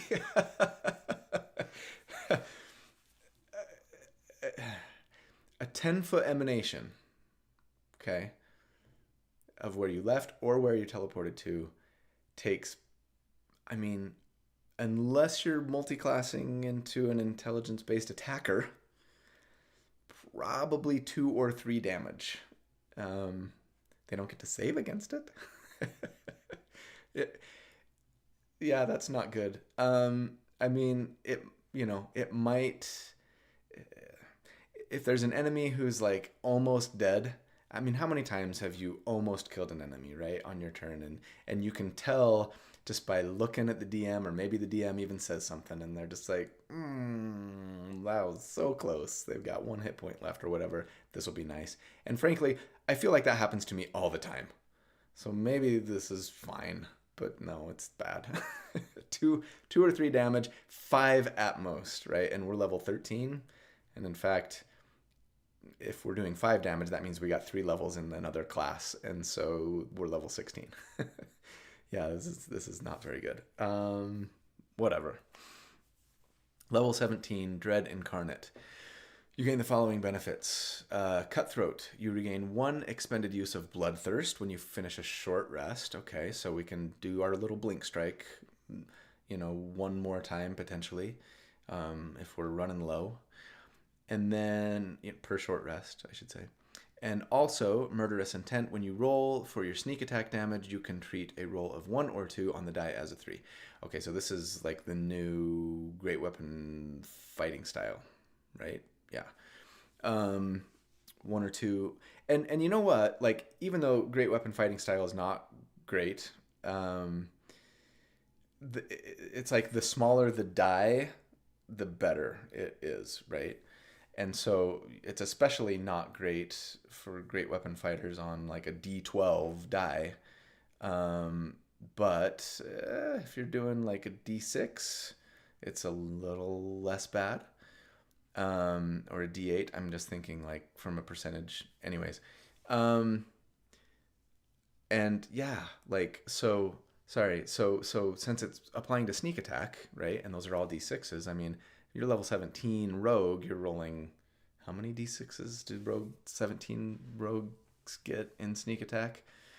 Brain, oh, is it 9? Is it what is it? Oh, I'm not even going to look it up. It's a lot, and somebody in the chat's going to say something. Anyways, we're re-rolling or just treating ones or twos as threes on all of them. I mean, that's a decent damage increase on average. It's not amazing, but it's not terrible. And I mean, especially if you're critting, right? It's a lot. So, that's not bad. It's not amazing. It's not bad. Okay. Final thoughts on Scion of the Three is like it's cool. The level 3 feature is their coolest feature, which is often the case for subclasses, right? If we're being honest. Yeah, that blink strike plus like a damage resistance and a nice little cantrip. Yeah. And then beyond that, it's kind of, well, I mean, I like the level 9 feature too. That Terrify, Frightened, and give me advantage. That's good. It's just beyond that, it's a little more meh, especially that level 13. 17's okay. So yeah, I mean, it's fine. It's decent. Maybe it's better than I think. If I try and build around it, we'll see. Okay. Have I missed any like super chats? I don't think so. Okay, cool. Then let us continue. Spellfire Sorcery. All right, sorcerers. Spellfire. So we get at level 3, we get Spellfire Burst. When you spend at least one sorcery point as part of a magic action or bonus action on your turn.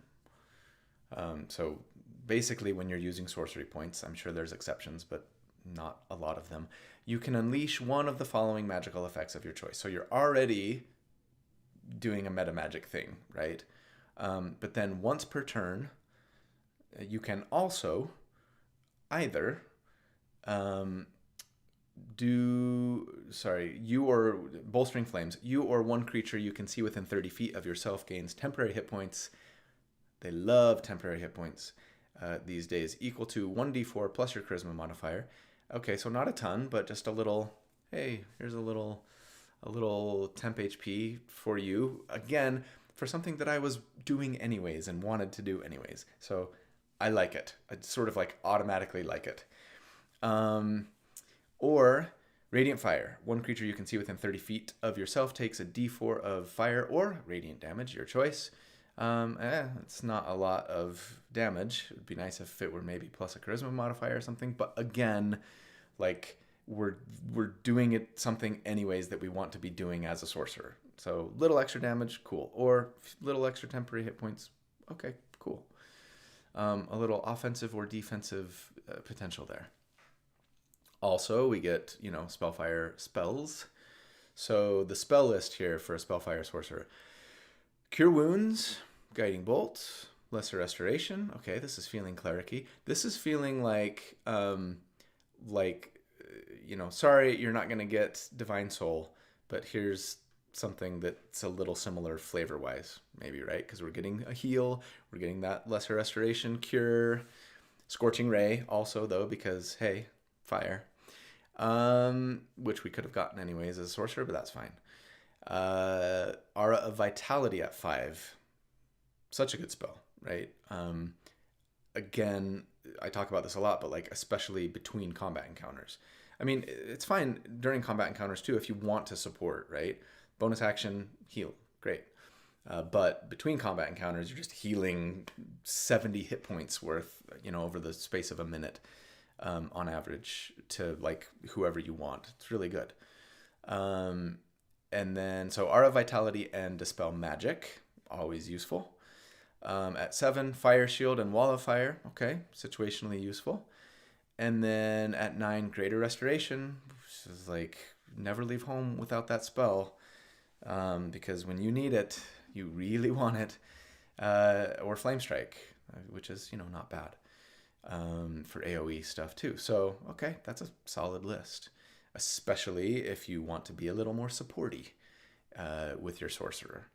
So, yeah, again, it feels like we're kind of being like with maybe most of the subclasses that we're seeing here, like, you know, it's kind of saying, okay, you want to be the main thing that your class is, but like lean a little bit more into something else that it's normally not quite as good at, or, you know, maybe you just want to be even better at this aspect.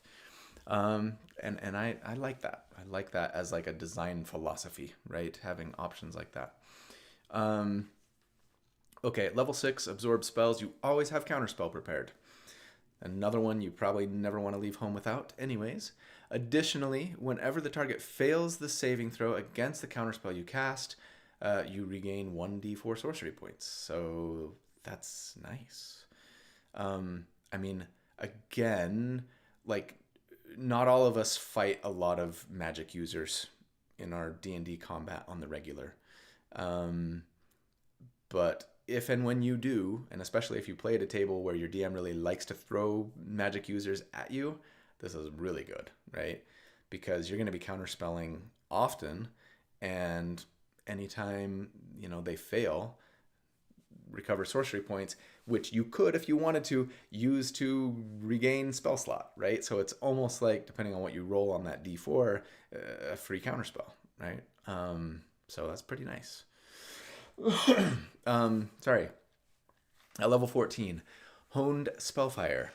Your Spellfire burst improves. You add your sorcerer level to the temporary hit points gained from bolstering flames, and the damage of your radiant fire increases to a 1d8 instead of 1d4.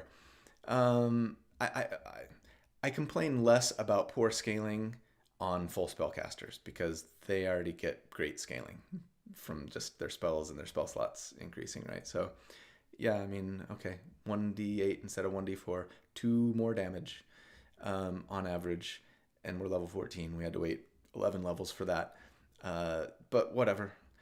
Again, though, like my tendency is to almost be like, just don't, like, don't even give it to me, because like it's so meaningless that like it just makes me mad. Anyways, but hey, sorcerer level to temporary hit points, that's significant, right? We're level 14. That kind of makes me go, yeah, like that's the thing that I'm doing all the time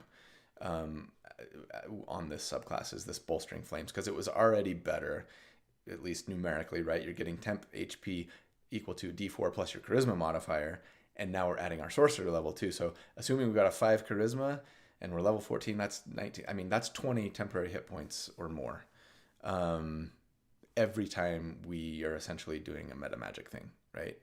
And at level 14, we're probably doing that every turn. So that's a lot of temp HP. It's pretty decent. If, you know, there are a lot of subclass and class features that are throwing out temporary hit points these days, so maybe everybody's full on their temp HP. But yeah, I mean, for somebody that's, you know, got Armor of Agathis going, right? Cast at the high level, and they're returning lots of damage, and they're running low on temp HP. Boom, you're just like reloading those every turn. I like it. Anyways, finally, at level 18, Crown of Spellfire. When you use innate sorcery, you can alter it and infuse yourself with the essence of Spellfire, gaining the following benefits while this use of innate sorcery is active. Okay, so as a refresher, innate sorcery, right? That's the sorcerer's rage now that gives us advantage on our sorcerer spell attacks, increases the DC of our sorcerer spells by 1. So when we use innate sorcery, it's improved, right? It's not making us choose the normal benefits or these benefits. It's just you gain the following benefits while this use of innate sorcery is active. Once you use this feature to alter innate sorcery in this way, you don't get to again until long rest or 5 sorcery points. So, okay, so you can only bolster your innate sorcery once, or with sorcery points, once per day. Anyways, here's the benefits. And you get all of these. Burning Life Force. Once per turn, when you're hit by an attack, you can expend a number of hit point dice. Okay, so your hit dice, you're using your hit dice up to a maximum equal to your charisma modifier, minimum of 1. Roll the dice and reduce the amount of damage from that attack equal to the total rolled. I mean, you know, on the one hand, like, you would recover more hit points, right, if you use them during a short rest, because you get to add your charisma modifier to each one. You're not getting to do that here. At the same time, we're level 18. We have access to Aura of Vitality. So, like, we're healing to full during a short rest anyways, and we don't really care about our hit dice that much, right? So, like, this is pretty nice. Now, granted, we're sorcerers, so our hit die is only a d6, but we're not limited to how many times we can use this. And it doesn't even take our reaction. Once per turn, when you're hit by an attack roll, spend hit dice up to 5 hit dice, right? Charisma modifier, and reduce the damage from that attack. And then, so like, enemy number 1 attacks us, we reduce. Enemy number 2 attacks us, we reduce. Enemy number 3 attacks us because it's once per turn. We reduce. Granted, we're going to run out of hit dice. We've only got 18 of them. But still, it's not bad. That's a decent little defensive move. When, again, we probably don't really need those hit dice, right? So, okay. Flight, 60 feet, like everybody else. And then spell avoidance. When you're subjected to a spell or magical effect that allows you to make a saving throw to take only half damage, you instead take no damage. If you succeed on the save and only half damage you feel. So this is evasion. It's evasion, but it's not just on dex saves. It's any spell or magical effect. Okay. Which it's probably a dex save. But, you know, could be other things too. And so, yeah, that's potent. Granted, it's only for spells, so if it's like some sort of trap that goes off, right, you're not benefiting here. But most of the time we're making a save to take half damage, right? It's a spell. So this is a solid defensive feature plus flight. So yeah, this is, I mean, I like it. You know, it's mostly, to me, it feels like a sorcerer who wants to kind of be a supporty sorcerer, and that's cool. Like, you don't have a solid support character in your party, and you don't really want to play one either. You want to be an offensive spellcaster mostly, but then throw out some temp HP, have access to some decent heal spells, or maybe play a backup kind of support type character. There's some good options here, and sure, a little bit more damage potentially, when you use meta magic, and some solid defensive options too. So, yeah, I mean, it's not doing a ton to bolster damage, but maybe sorcerers don't need that. So, okay, I like it. I think it's decent. It's decently strong. All right, you ready for the Bladesinger? I'm ready for the Bladesinger. I am excited and not excited about the changes here, if I'm being honest. And that might surprise some of you. I've seen some people just be like, "Oh my gosh, Bladesingers are better than ever." And I think it depends. That depends on what you want out of your Bladesinger and how you want to play him.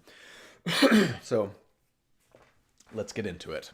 Okay, level 3, Blade Song. As a bonus action, you invoke an elven magic called the Blade Song, and you get the benefits while you aren't wearing armor or using a shield. And that's an important change, right?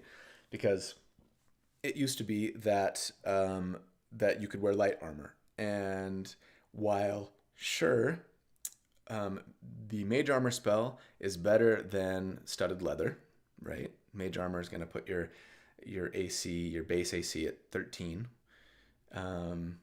And studded leather would put it at 12. But mage armor costs a spell slot, which won't matter too much later, but especially at earlier levels, it can. It only lasts for 8 hours, so now you got to track it, and that's annoying. It can be dispelled, and magic armor exists, right? And so like +1 studded leather, I'd way rather have that than this, and to say nothing of +2 and beyond, right? So yeah, so that to me is a nerf, but it's okay. The blade song lasts for 1 minute, ends early if you're incapacitated, if you don any armor or a shield, or if you use 2 hands to make an attack with a weapon. And people get confused about this a lot of the times. Like, you can dual wield and keep blade song active, right? It's just you can't use both hands to make one attack, right? So no longbows, no greatswords, etc. No two-handed weapons, right? Or versatile weapons that you're using 2 hands on. Okay, anyways, while the blade song is active, you gain the following benefits. You can invoke the blade song a number of times equal to your intelligence modifier, regain all expended uses when you finish a long rest, and you regain 1 expended use when you... Now, hold on, sorry. That used to be proficiency bonus times per day, right? So now it's intelligence modifier times per day, which is probably better, especially at early levels anyways. And you regain an expended use when you use arcane recovery. That's nice. You don't have to choose, between recovering spell slot or this. It's like you get both. That's nice. Okay, these are the benefits. Agility, you gain bonus to your AC equal to your intelligence modifier, and your speed increases by 10 feet. In addition, advantage on dex acrobatics checks. Sorry, that's all the same if I'm not mistaken. Blade work. Whenever you attack with a weapon with which you have proficiency, you can use your intelligence modifier for the attack and damage rolls instead of strength or dexterity. That's the big deal, right? And then I'll talk about it more in a sec. Focus. When you make a concentration check, you can add intelligence modifier. That's the same. So the big change here, obviously, is that now we can attack with our intelligence modifier instead of strength or dex, and that is awesome. Like, make no qualms about it. Like, I do really like that, but like what it's doing. Okay, like most of you know this about me, right? Like when I build and play a Bladesinger, which by the way, I have done 2 full Bladesingers in 2 separate campaigns. And I think about them a lot, and I've done lots of videos on them, right? You guys know this. When I build and play them, my preferred way to do so is to think of them as like a martial character first, right? Who also can cast cool spells and buff themselves and bolster things and have lots of versatility as a result of having the access to the best spell list in the game.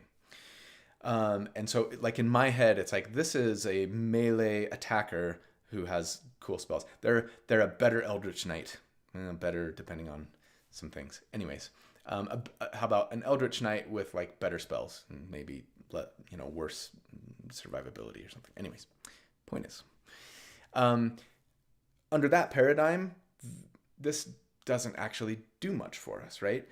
Before, I was sort of favoring dexterity over intelligence. Now, we still want dexterity. We need dexterity, right, for armor class purposes, and because it's always good to have dex, initiative, etc., saving throws.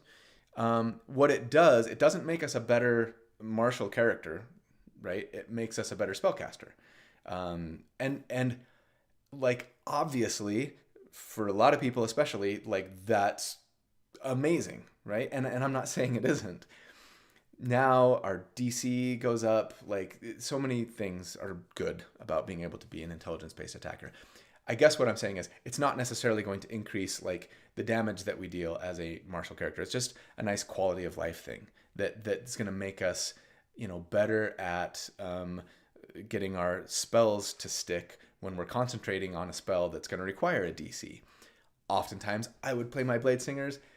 I'm using Shadow Blade or a Haste or Spirit Shroud or something like that to, like, buff myself. I don't really care that much about my DC, right? It is going to benefit my concentration checks, though, too, right? Now that I'm kind of thinking intelligence first, and that is not nothing. So, again, I'm not saying I don't like this. It's awesome. But also, like, if you're someone who who likes to play their Bladesingers as like, a spell sword, but like more sword than spell.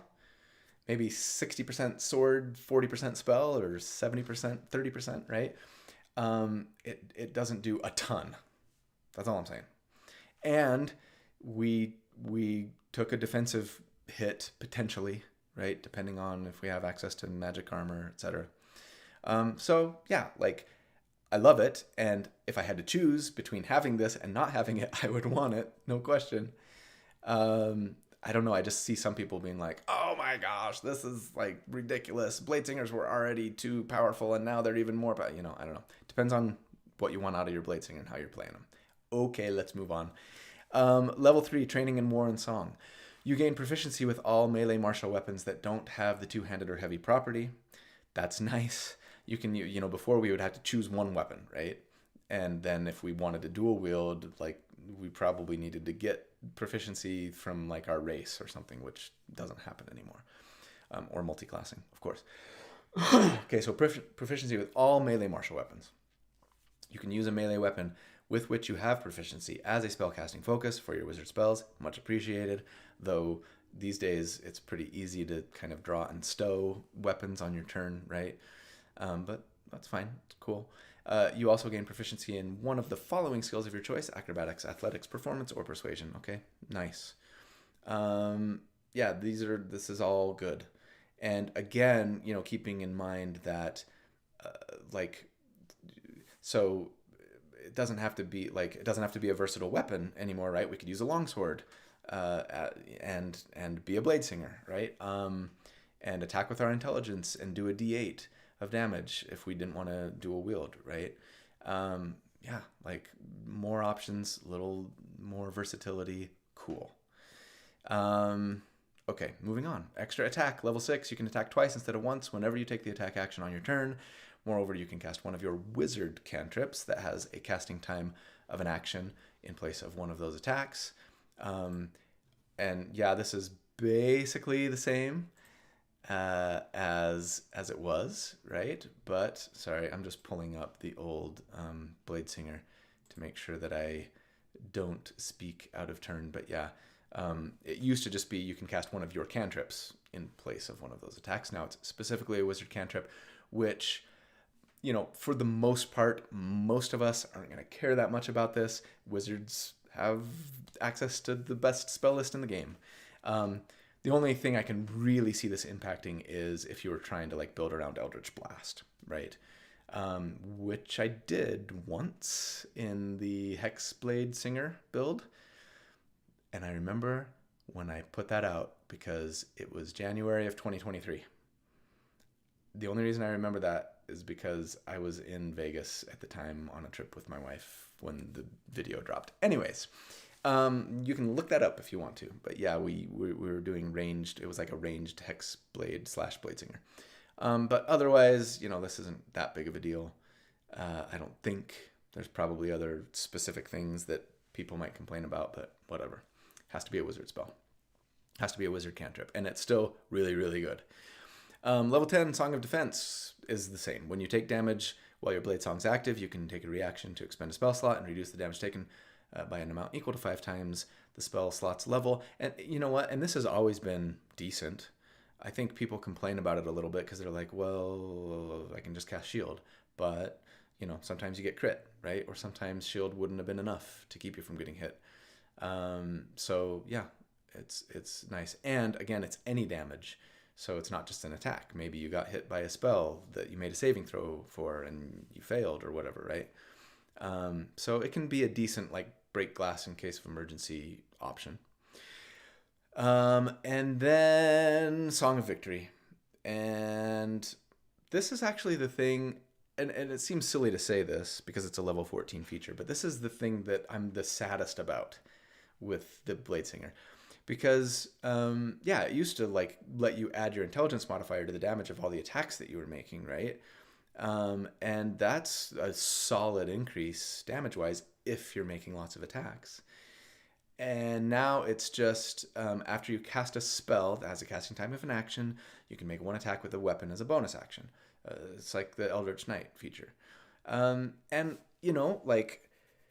I mean, that's nice. Like, if I'm doing what all of my betters tell me that I should be doing with my Bladesinger, which is playing them like a wizard who has some nice defensive benefits and can also, make some attacks if they've got nothing else better to do.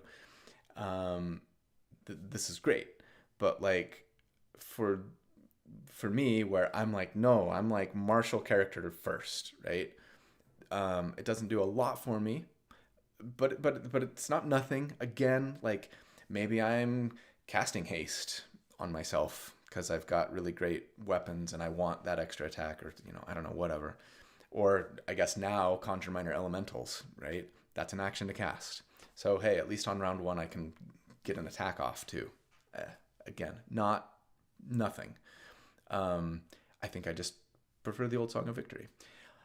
That said, even though I've played Bladesingers in 2 campaigns, like I've said, I've never once gotten them to level 14.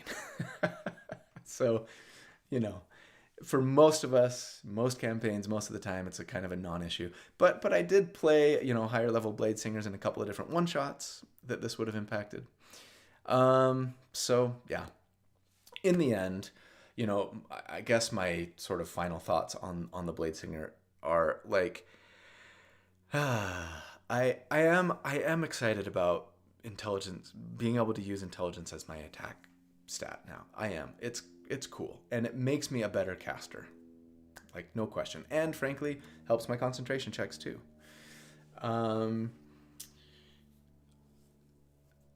But I do feel like we got a little potential defensive hit. It's not a huge one, but it's there, right? And prohibits us from benefiting from magical armor later if there's some cool magical armor that might come along. I mean, sure, we can still use Bracers of Defense or something now, but those require attunement, right? So that's not always a no-brainer if we have access to them. Yeah. And then Song of Victory makes me a little sad. In the end, it feels to me like a little bit more of a side grade than just a straight buff. Like, I think a lot of people are treating it as. But like, I do really love the intelligence as an attack stat thing. I do.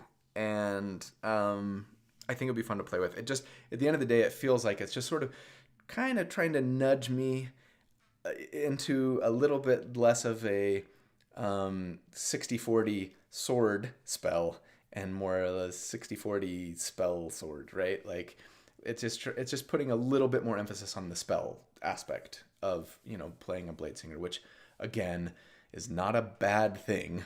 And most people would probably argue they're just trying to encourage you to do the thing that you should have been doing all along. But yeah, I can't help but feel just a little at, some of the changes. But arguably Bladesingers were overpowered, and, if they aren't just the hardest hitting at end game, characters of all time, maybe that's a good thing. I complain a lot about martial scaling not keeping up with casters. So maybe Wizards of the Coast is listening, and they're like, okay, we'll nerf your favorite subclass. Anyways, and it's not like they just nerfed it, right? Yeah, being able to attack with intelligence is nice. Okay. I thought I saw, sorry, I'm scrolling up. Acrophaeus, thank you. I think people forget that they treat it as 3 features are more for the feeling of not doing less than half than for doing more damage. I'm not sure I understand what you're getting at. Oh, this was a while ago when I was still talking about the Spellfire Sorcerer. So now I've lost whatever train of thought that I had where you mentioned that. So, Acrophaeus, if you wanted me to reply to something there, would you let me know? And sorry for taking so long to get to that. Okay, let me just see if there was anything else that I missed. Okay. Yeah. Let's, you know what? I've been going for almost 2 hours. I know that's a long time, but I still have a little bit of time. So why don't we take a quick look at, oh my gosh, there's a lot of backgrounds. Why don't we take a little gander at the backgrounds and there's a lot of backgrounds, which is great. In fact, it's really great because hopefully we'll have more options now where I won't have to say, well, take an older, a custom one if you can. If not, we can use this one, but it makes me mad because it doesn't give me everything I want, right? So, gosh, I don't know if there's a lot of analysis to be done here. Maybe the only thing to say is, yay, more options, right? Like, Chondathan Freebooter gets to bump Strength, Dex, or Wisdom, and the Skilled Feat, right? Yeah, I don't need to go over all of these, I don't think. Maybe that would be boring content for you guys. I do like that, yeah, let's just look at like the feats, right? Skilled, Healer, Cult of the Dragon Initiate. Uh-oh, I need to look at feats. That's probably going to be more useful. Emerald Enclave Fledgling. Yeah, I better look at the feats. I have not even heard of these yet, you guys. Harper Agent. Come on, I love that. A Harper background. Sorry, I'll just read these quickly. How about that? And then we'll be done with them. So you've got the Chondanthan Freebooter. They get the Skilled Feat and they can bump Strength, Dexterity, or Wisdom. I'm not going to get into skill proficiencies or we'll be here all day.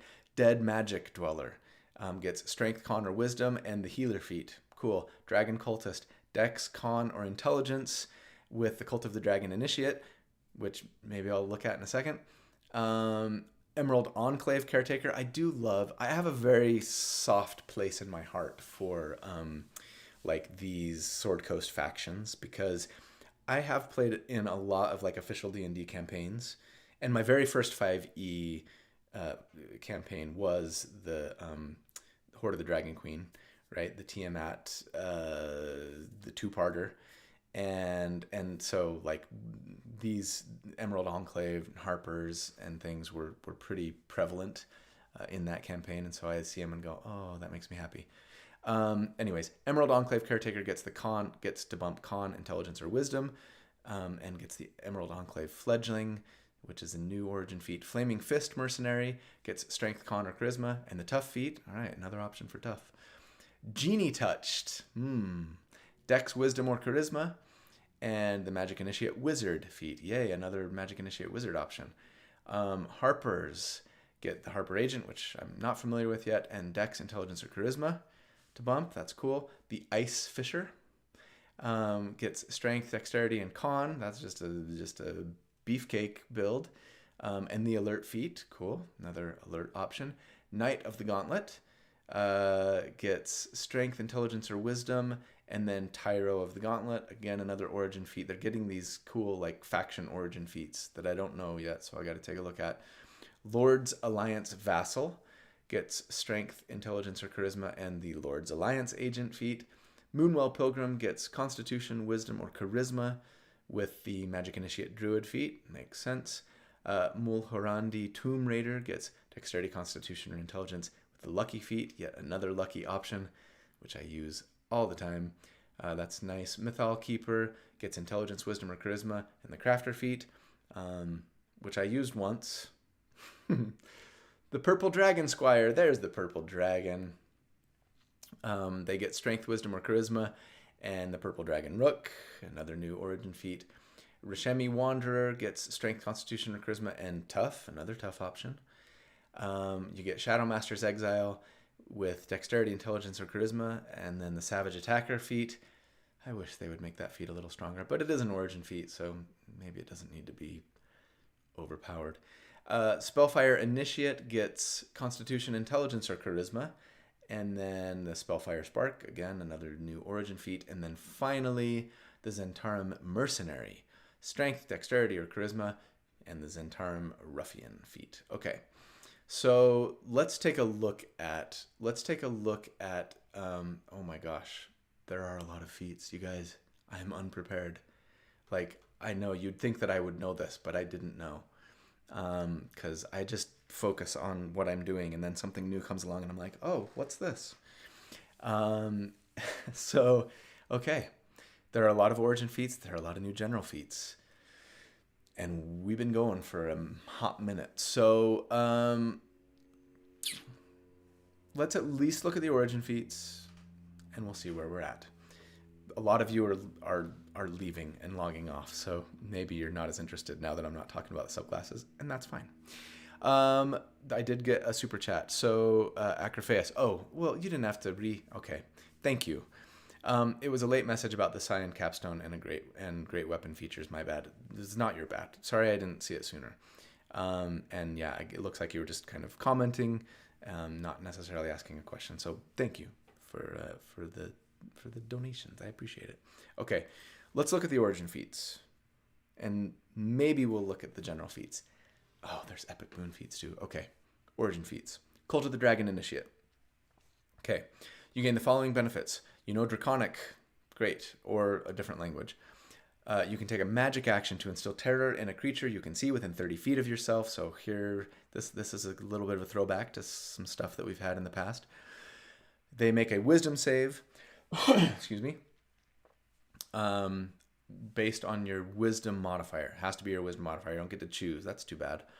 But anyways, they make a wisdom save, or they're frightened until the end of our next turn.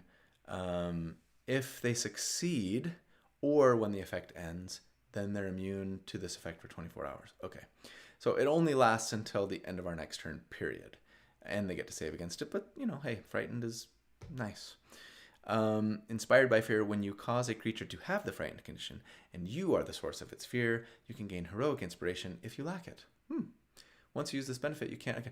So I wish that this would have been available for the build that just came out this week, the Fey Blade, right? I used ASMR for their fear, but this is better. Although it does take a magic action, so maybe it's not. Anyways, better and worse, but it's pretty nice, and free heroic inspiration is pretty cool. Okay. Let's see. Emerald Enclave Fledgling. This is next. So you always have the Speak with Animals spell prepared and can cast it with whatever spellcasting stat you want. And when you cast it as a ritual, its duration is 8 hours. Nice. So you are the animal speaker. You are the animal whisperer. Tag team, when you take the help action, you can switch places with a willing ally within 5 feet of yourself as part of that same action.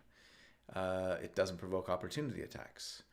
And you can't use it if the ally's incapacitated. That's pretty cool. I mean, I can especially see coupling this with, like, is it the Inquisitor rogue? Mastermind rogue.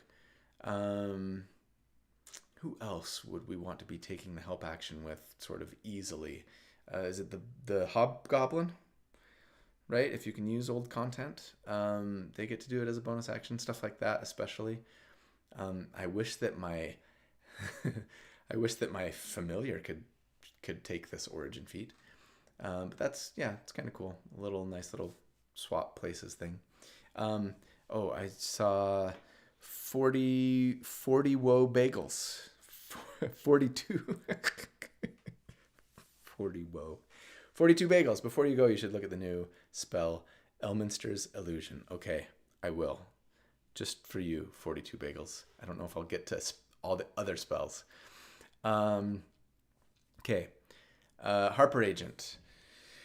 You gain the following benefits. Thieves Can't. Okay, Thieves Can't. Instrument training. You gain proficiency with a musical instrument of your choice. And then Distracting Melody. When you take the help action, a lot of help action stuff, to assist an ally's attack roll, the enemy you're distracting can be within 30 feet of you rather than 5 feet. Okay, that's nice. Yeah, it's hard to build around taking the help action to me, but there's some methods for it. So maybe. Hey, within 30 feet, that's not bad. Lord's Alliance Agent. Inspiring Strike. Two benefits. Inspiring Strike. Once per turn, when you score a crit, you can choose an ally within 30 feet who lacks heroic inspiration and give it to him. That's pretty nice. I like that on like a champion fighter or something, especially, right? Or, you know, an elven accuracy build where you're just critting more. But yeah, that's cool. And then reassert honor when an enemy you can see deals damage to an ally of yours that is within 5 feet of you. You have advantage on your next attack roll against that enemy before the end of your next turn. Okay. So you hurt me, you hurt my friends, I'm more likely to hurt you. And that's, yeah, that's nice. Okay. And they kind of couple well because you have advantage on your next attack roll and therefore you're more likely to crit them and get heroic inspiration. So that's kind of fun. Okay, Purple Dragon Rook. You gain the following benefits. Entreat. You gain proficiency in one of the following skills: Insight, Performance, or Persuasion. Again, these purple dragons, these bannerets, they're all about like being a party face. Rallying Cry. When you roll initiative and you don't have incapacitated, you can choose a number of creatures equal to your proficiency bonus that you can see within 30 feet, and they gain heroic inspiration. You can only do that once per long rest, but still, that's nice. I mean, heroic inspiration is really good, right? And I mean, musician lets you kind of give it to people with a rest, but this is just when you roll initiative, which, yeah, that's nice. Okay, Spellfire Spark. You gain the following benefits. Magic Absorption. Once per turn, when you take damage from a spell or a magical effect, you reduce the total damage taken by a d4.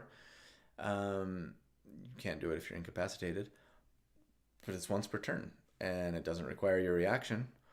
So it's just when you take damage from a spell or a magical effect, you reduce it by a d4. It's not a ton of damage, but I mean, it's free, basically, right? That's nice. Spellfire Flame, you learn the Sacred Flame cantrip. Choose the ability score modifier for it. And then you can cast it as a bonus action, number of times equal to your proficiency bonus per day. I mean, Sacred Flame isn't an amazing cantrip, but if you don't have a weaponized bonus action otherwise on a build, it does scale. It's a D8 and it's 60-foot range. I don't hate it. Plus, it's got a nice little defensive benefit. This might be my favorite of all of these origin feats, actually. Tyro of the Gauntlet. So you gain the following benefits. Stand as one when an ally within 5 feet of you is subjected to an effect that would push or pull it. You can take a reaction to prevent that ally from being pushed or pulled, as long as they're not incapacitated. Okay. They got to be within 5 feet of you. I don't know how often enemies are going to be pushing or pulling your allies, but if they are, this will be nice to have. Vigilant. When you take the ready action, the next attack roll made against you has disadvantage before the start of your next turn. All right, rogues. Yeah, that's, I mean, you know, if you're going to be doing that semi-regularly anyways, cool. Yeah. Give enemies disadvantage on attacks against you. But just once, right? The next attack roll. It's okay. If I'm being honest, none of these origin feats are making me go, holy cow, that's so good. They all feel a little niche to me, I think.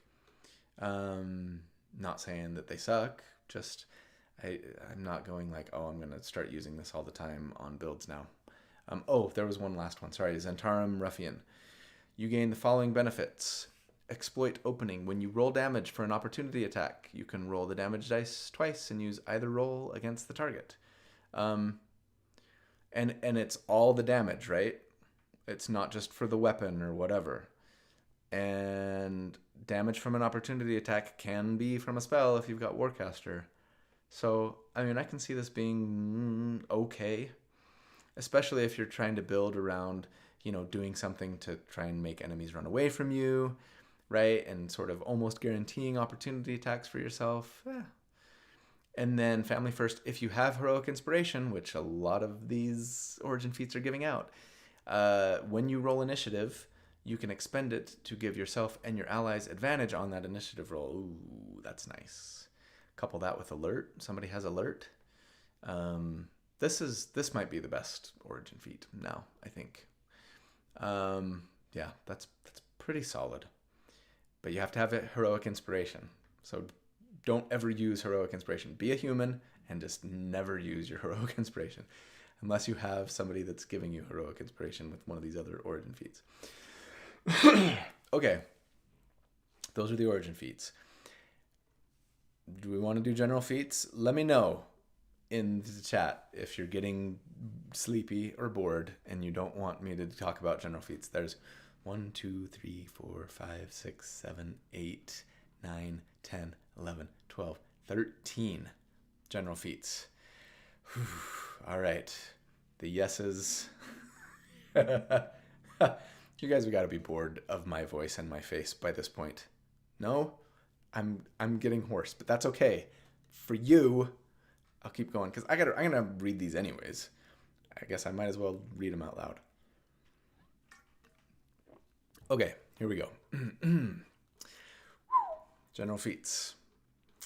Okay. Cold Caster, first up. And again, all of these you got to be level 4+, right? Okay. And they're all going to be half feats, I'm assuming. So ability score increase, intelligence, wisdom, or charisma by 1 with Cold Caster. And then you learn the Ray of Frost cantrip, which is a decent cantrip. You know, it does some damage and it slows them. If you already know it, a different wizard cantrip of your choice, even better. And you get to choose the ability score that you use to cast it. Also, Frostbite. Once per turn, when you hit a creature with an attack roll and deal cold damage, you can temporarily negate the creature's defenses. They subtract 1d4 from the next saving throw they make before the end of your next turn. This is good. This is good. This is good. Once per turn, when you hit a creature with an attack roll and deal cold damage, you can temporarily negate. You can subtract a d4. Okay, so like the frost, the frost ranger. What are they called? The cold ranger probably wants this, although it has to be an attack roll. Or sure, like a sorcerer with the transmute meta magic. I mean, there's all kinds of things you can do with this. A scribe wizard, right? Like, that's cool. Subtract. I mean, a d4 isn't massive, but like they don't get to save against it. You just have to like hit them with an attack and deal cold damage. Wow, that's pretty good. Winter Walker, thank you. The Cold Ranger. Come on, that's way better name. Now you guys know why. Now you guys know why I'm always asking in my Discord channel for people to help me name my builds. Because if it were up to me, they would be called the Cold Ranger. Okay. That's feat number 1. Dragon's Guard. Dragon's Card. Okay. Here we're seeing some prerequisite stuff. In addition to level 4, you got to have the Cult of the Dragon Initiate feat. Crap, now I got to read that. Now I got to reread that feat again. Just rewind. We don't have time. The Dragon Scarred feat says, as long as you have the Cult of the Dragon Initiate feat. Ability score increase, con, charisma. Okay, con or charisma by 1. And then you choose an elemental damage type, a dragon damage type, and you have resistance to it. Cool. And then when you deal damage to a creature as part of the attack or magic action on your turn, you can use the dragon's terror benefit of the Cult of the Dragon. Okay, now it's good. As a bonus action this turn. Okay. The Cult of the Dragon Initiate feat was the thing that let you use your action to try and frighten, right? And now you had to take that in order to get this. And then when you take this, when you deal damage as part of your action, basically, right, you can frighten as a bonus action. Okay, that's pretty cool. It took 2 feats to get there, but it's a half feat, gives you some damage resistance. So like, if you're really thinking like, okay, I can do a lot with like fear on this build, maybe you're a Conquest Paladin or something, right? Then this is pretty cool, some fun synergy. Okay, sorry, did I miss anything? Scroll up. Nope. Okay. Okay. Continuing. Enclave magic. Ability score increase is intelligence, wisdom, or charisma by 1. And then, oh, sorry, you have to, there's a prerequisite of Emerald Enclave Fledgling feat. And that was one of the help action ones. Was that the one where you're changing places with somebody? I'm scrolling up. Oh, that's speak with animals. And yeah, when you help action, you can swap places. Okay. So as long as you have that first, then you take this, you bump your caster stat by 1, and then you have advantage on ability checks when taking the influence action with beasts specifically, which is helpful since you can speak to them. And then you always have the Beast Sense spell prepared. You can cast it once without a spell slot, per long rest. And when you do it this way, it doesn't require concentration, and you can use existing spell slots, right? Okay. I mean, like, if you really want to be like the animal whisperer, and that's like, you know, your character concept, like, these are nice. Speak with animals, lasts forever. Beast sense that doesn't require concentration, so you can perceive through their senses. I mean, granted, you could just cast Find Familiar, and you're probably a druid anyways. Or maybe you don't want to be a druid, but you still want to be good with animals. I don't know. Anyways. Yeah, okay. Fairy Trickster. You gain the following benefits. Increase Dex or Charisma by 1. I like that they're getting a lot more sort of versatile in their half-feet options here. And I mean, anything that has to do with fairies, I'm just going to love. Fairy Trotter. When you take here's the one of the 2 benefits. When you take the disengage action on your turn, difficult terrain doesn't cost you extra movement for the rest of that turn. Okay. I mean, maybe if you're a monk or a rogue, especially, right? I don't know that this comes up all that often. Flustering Strike, which is a great name. When you hit a creature with an attack roll, you can attempt to fluster the target. The target must succeed on a wisdom save. And the DC is just whatever you modified your ability score with by taking the feat. Okay, so they make a wisdom. You hit them with an attack roll. They got to make a wisdom save, or they have advantage on all saving throws until the end of your next turn. You can only do this proficiency bonus times per day. But still, that's pretty good. Disadvantage on all saving throws until the end of your next turn. I can see building around this, or yeah, again, with some nice teamwork. That's fun. That's fun. I like it. Okay. And Dex or Charisma. So, you could be a bard, you could be a rogue, you could be a sorcerer. Okay, that's pretty cool. Oh, Insane Kiwi. Hey, how are things in New Zealand? Don't usually catch you live, so I got to take the opportunity to tell you, you rock, Colby. Oh, thanks, man. Or woman, or non-binary person. Yeah, I love what you do and how you do it. Greeting from the other side of the world. Thank you. I appreciate that. Okay. Genie Magic. Okay, Genie Magic. No other prerequisite other than level 4. You get to increase intelligence, wisdom, or charisma. So one of your spellcasting stats. And then Wish Magic. As a magic action, you can cast a level 1 spell of your choice from the sorcerer spell list that has a casting time of an action. Once you use this benefit, just once per long rest. And it's the ability increased by the feat.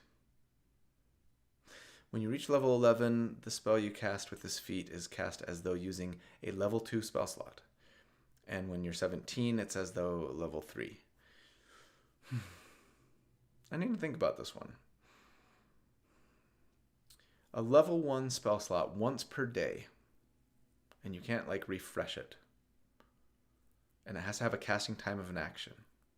Sorcerer spell. I mean, what am I using this for? What are we using this for, people?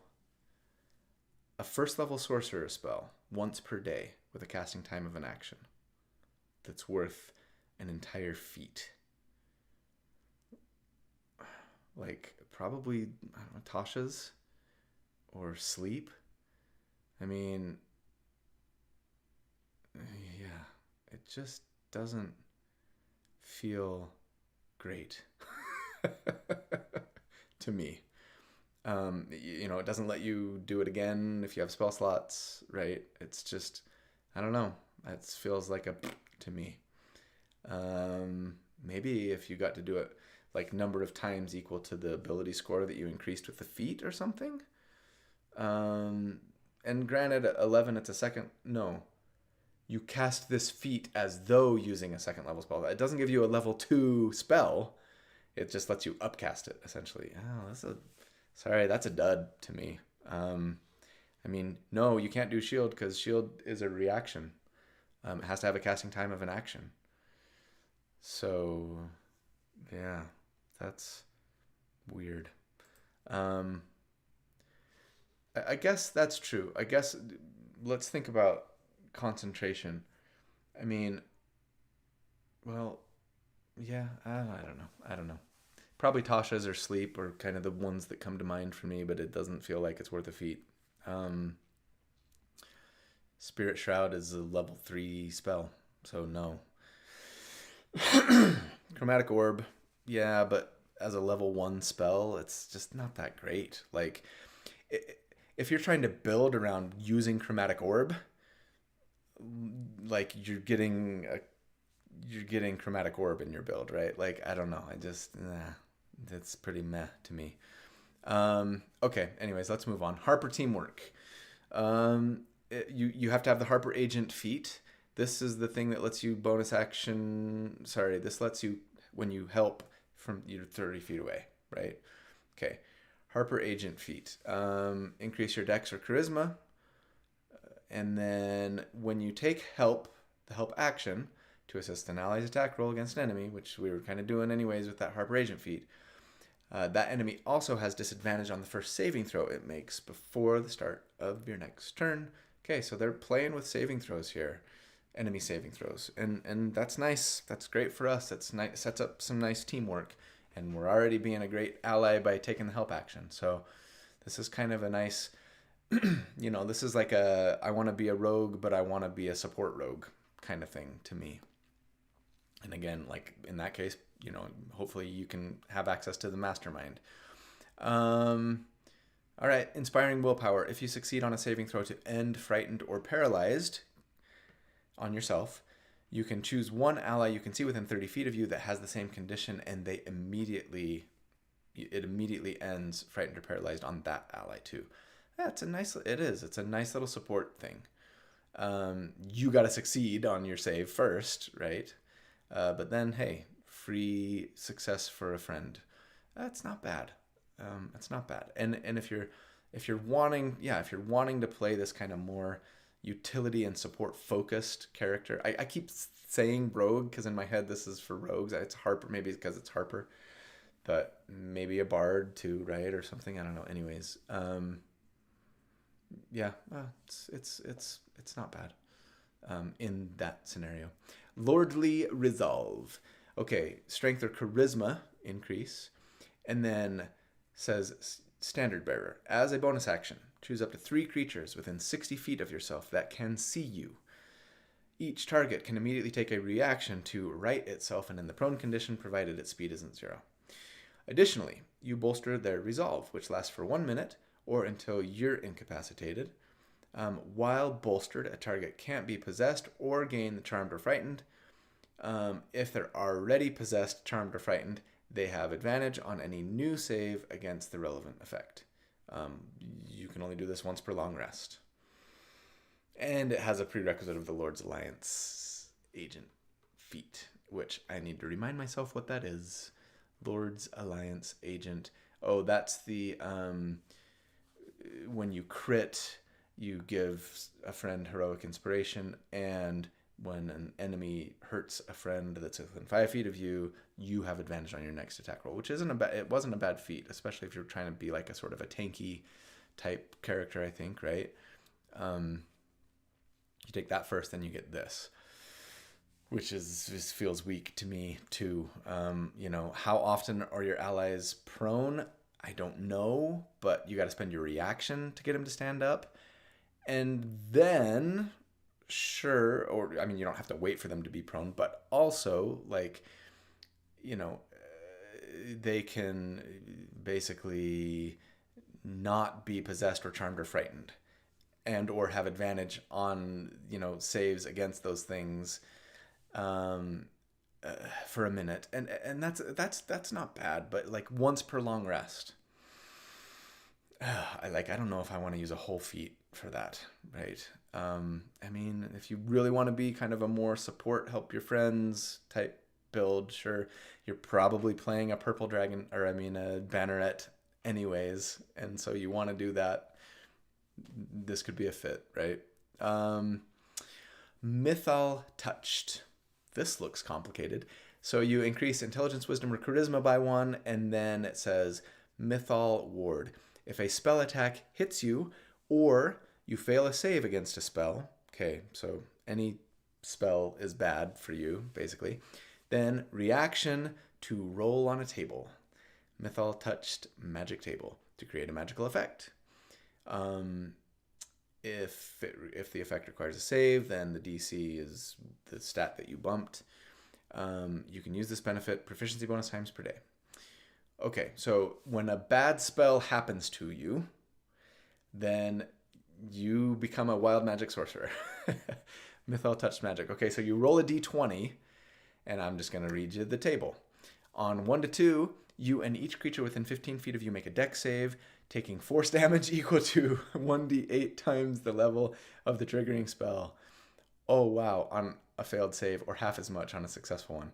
Okay, that's bad, especially if it was a high-level spell that hit you. You can, by the way, you can use your reaction to roll on this table. You don't have to, but just don't get a 1 or a 2. On a 3 to 7, you and the triggering spell's caster form a telepathic link for an hour. Okay. That's kind of fun. Now you can read their thoughts, maybe, or talk to them at least. 8 to 10, gravity is reversed in a 15-foot radius. 60-foot tall cylinder centered on you for 1 minute per the reverse gravity spell. That's powerful and might be really bad. But hey, that's fun.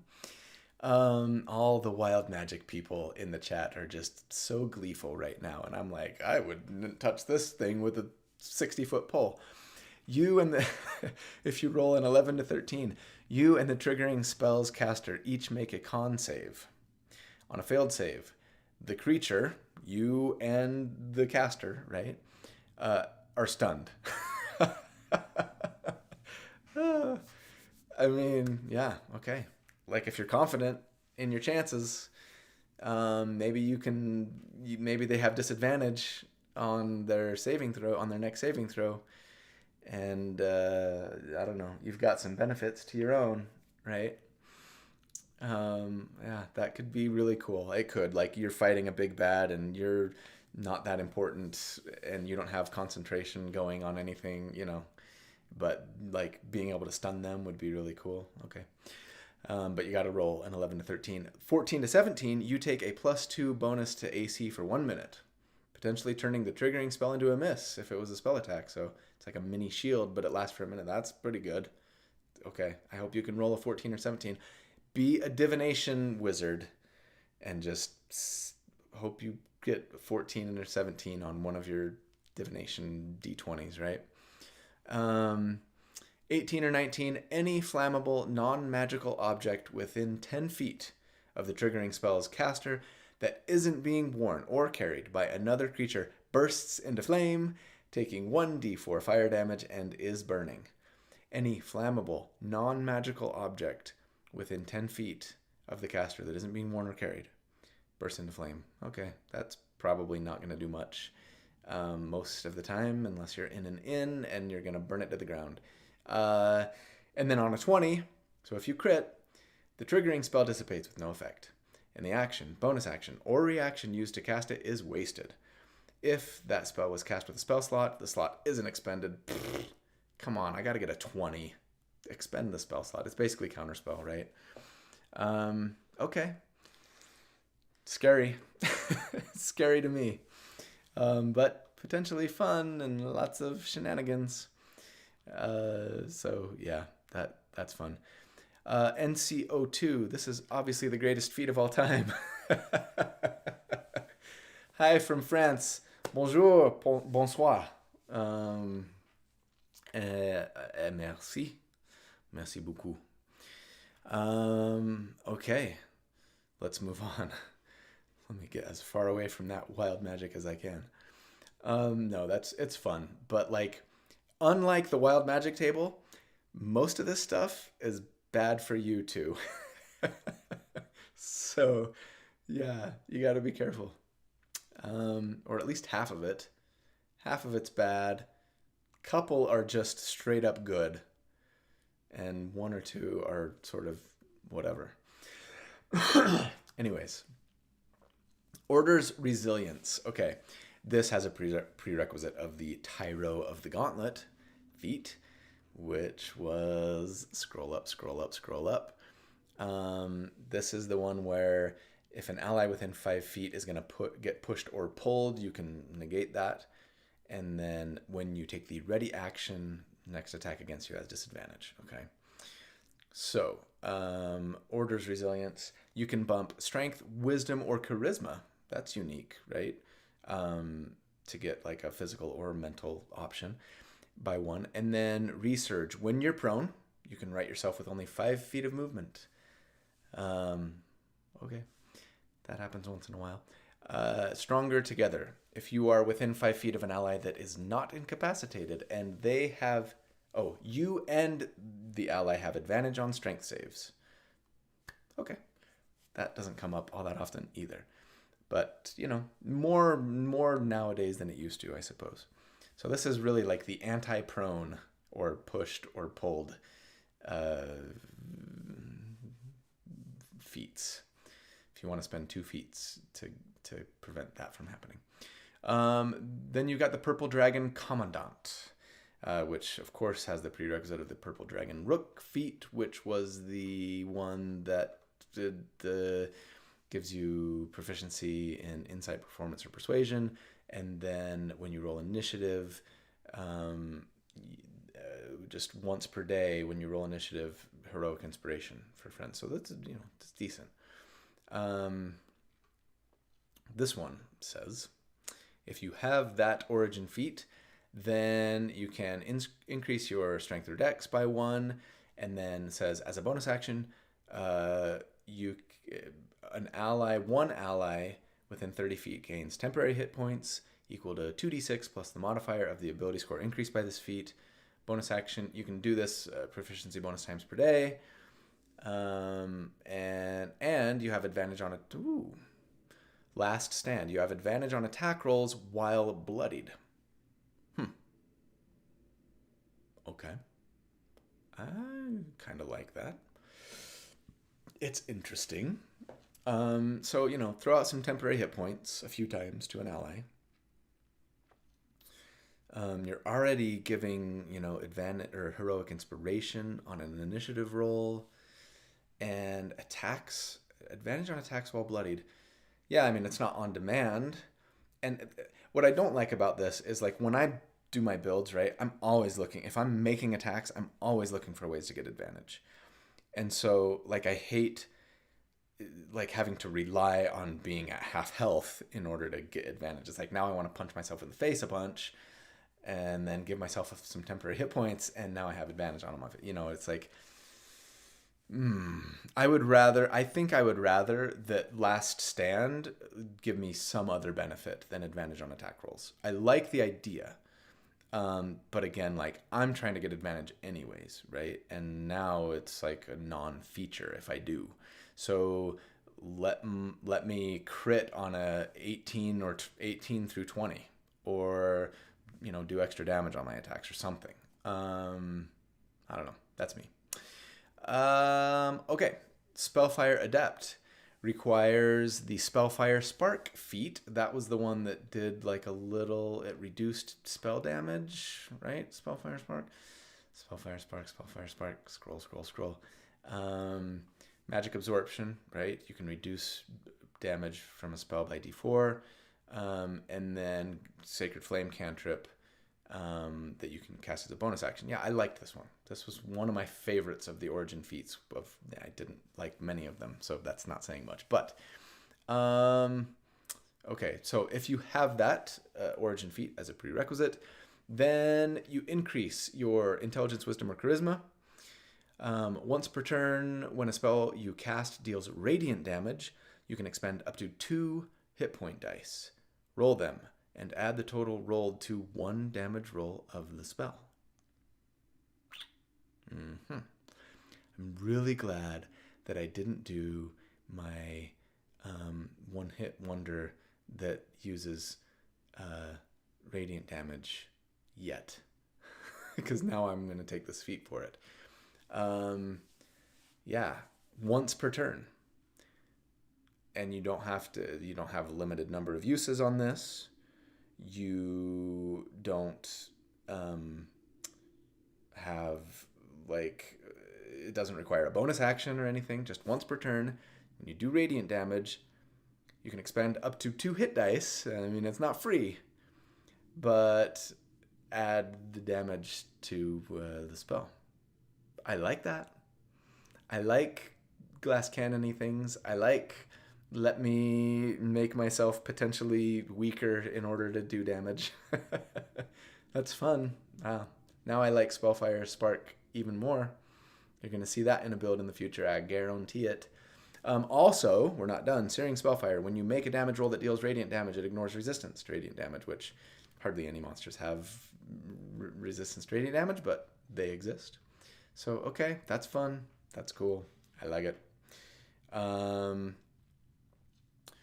Anyways, sorry, I'm checking the chat. Okay. We got Street Justice. This says bump strength or dex, no other prerequisite. And I like the name of it. We're vigilantes. Okay, so in bump strength or dex by 1, and then headlock. Your allies have advantage on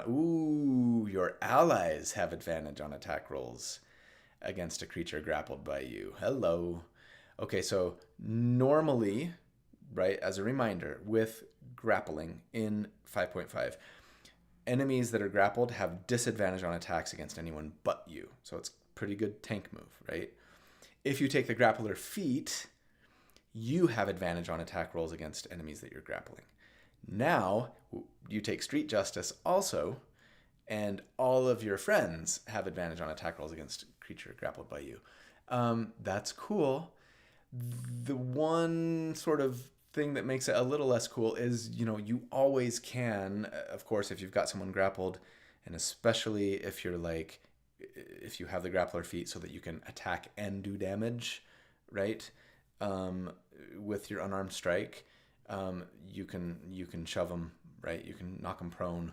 Granted, it wouldn't happen until the next round potentially, and then your melee allies at least will have advantage on those attacks anyways. But that's not bad, especially if you're building a grappler. Sturdy Knot. When you use chain, manacles, or rope to bind a creature, add your proficiency bonus to the DC to escape or burst the chain, manacles, or rope. Where was this feat when I was building my rogue controller a few weeks ago? That's awesome. And hooray that I still have on my to-do list building a similar thing but using chains instead of manacles, because now it's going to be even better. That's really good if you need it or want to build around it. That's cool. I like it. Okay, Tough Talk. A creature's this is still all part of the same feat. A creature's hostile attitude doesn't impose disadvantage on your charisma checks to influence them. That's kind of fun. So even if there's somebody that you're actively fighting, you can. Sorry, it's just for intimidation. If you're trying to intimidate them, they don't have you don't have disadvantage on that attempt. Okay, cool. I like Street Justice. That's fun, and it's got the best name of all of these feats. Finally, Zentarum Tactics. Okay, this requires the Zentarum Ruffian feat as a prerequisite, and as a reminder, that origin feat says when you roll damage for an opportunity attack, you roll twice and use either. and also says that if you have heroic inspiration when you roll initiative, you can use it to give you and your allies advantage on initiative. So that's pretty solid. If you have a reliable way to get heroic inspiration anyways. So if you take that feat as a prerequisite, then you can bump your dex or charisma by 1. There's a lot of dex or charisma feats here. And then you get 2 things, Retaliate and Versatile Merc. Retaliate says immediately after a creature within 5 feet of you hits you with a melee attack, you can make an opportunity attack against that creature. Rogues, rejoice. Yeah, I really like this, especially coupled with like if you're trying to build like what was the build that I did, the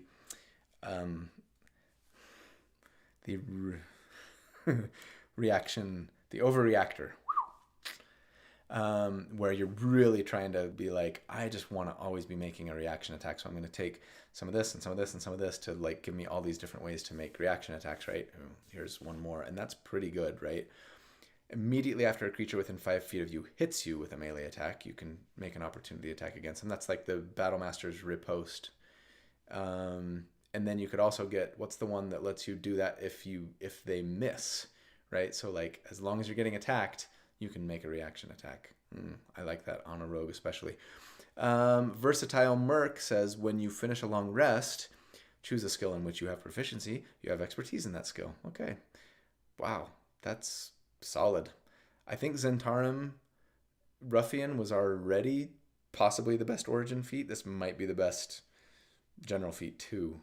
I mean, depending on your build, obviously, but that's good. Free expertise and a lot more opportunity attacks. Cool. Okay. Oh, hey, Preston. How's it going? How long have you been here? Preston, for those who don't know, is my IRL friend, who I used to play D&D with all the time. Now we hardly ever do, and it makes me sad. Okay. Anyways. Epic Boons. You guys want to hear the Epic Boons?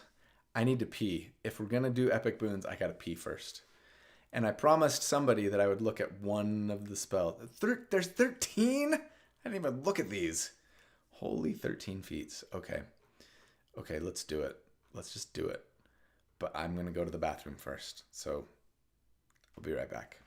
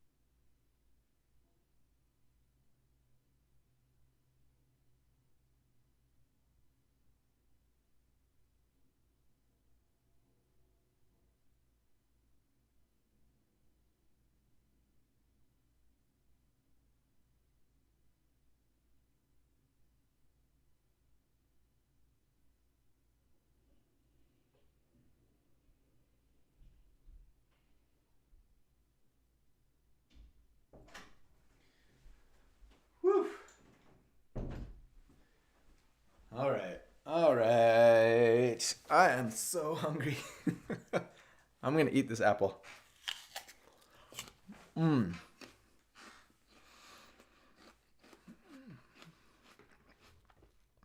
Okay. Reading.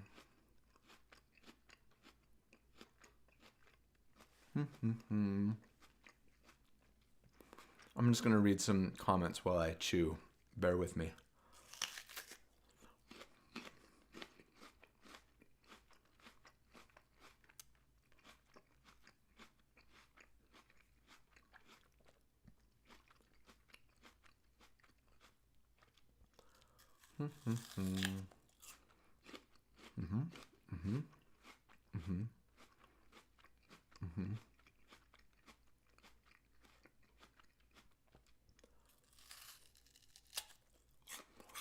Andrew, you could not hear my pee. I hope that you couldn't hear my pee. I closed the door.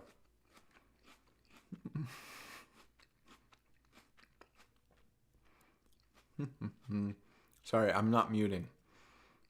We're 3 hours in. I'm just eating an apple.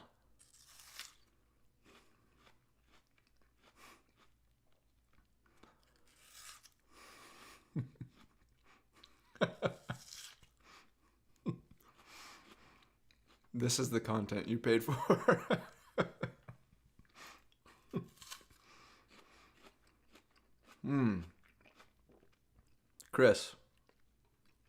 Christopher. Yeah.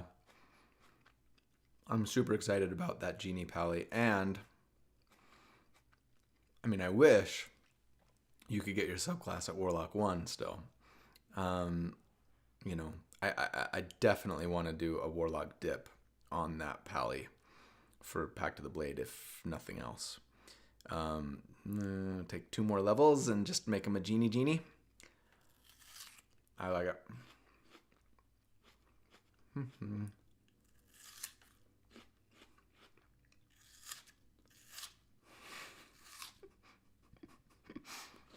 I should probably mute.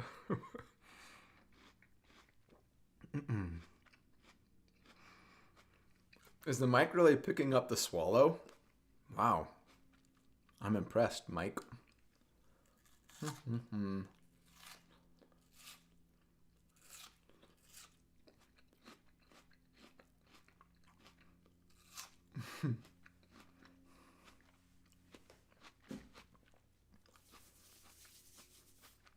I think it takes me 3 hours of doing live to actually like relax enough to the point where I can just eat an apple on screen and read the comments.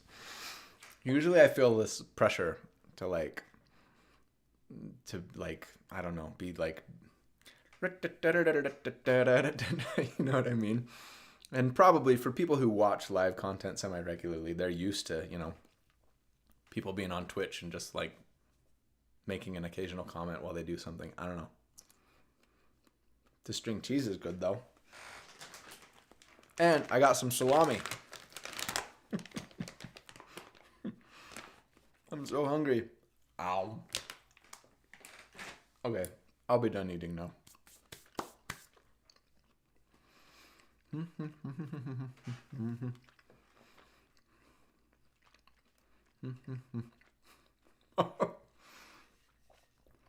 Preston, tell Becca sorry.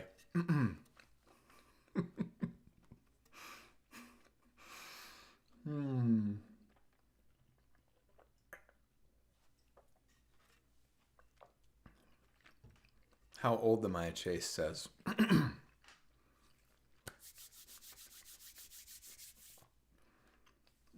I want you guys to guess. Some of you probably already know.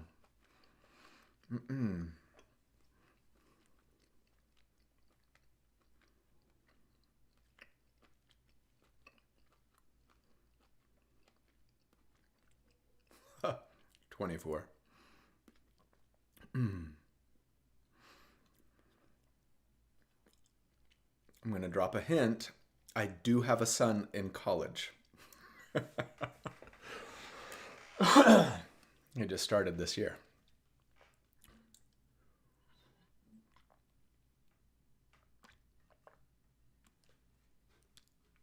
Let's see if anybody's close yet.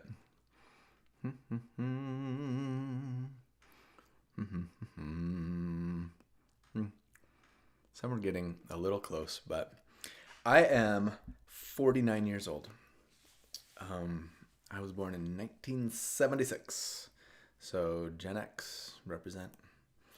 I do drink the blood of my enemies, so that helps a little bit with the aging process. But yeah, thank you. Yeah, I don't know why. I always had like a baby face, and when I was younger, I hated it, right? Because when you're younger, you want to look old, and people would be like, you know.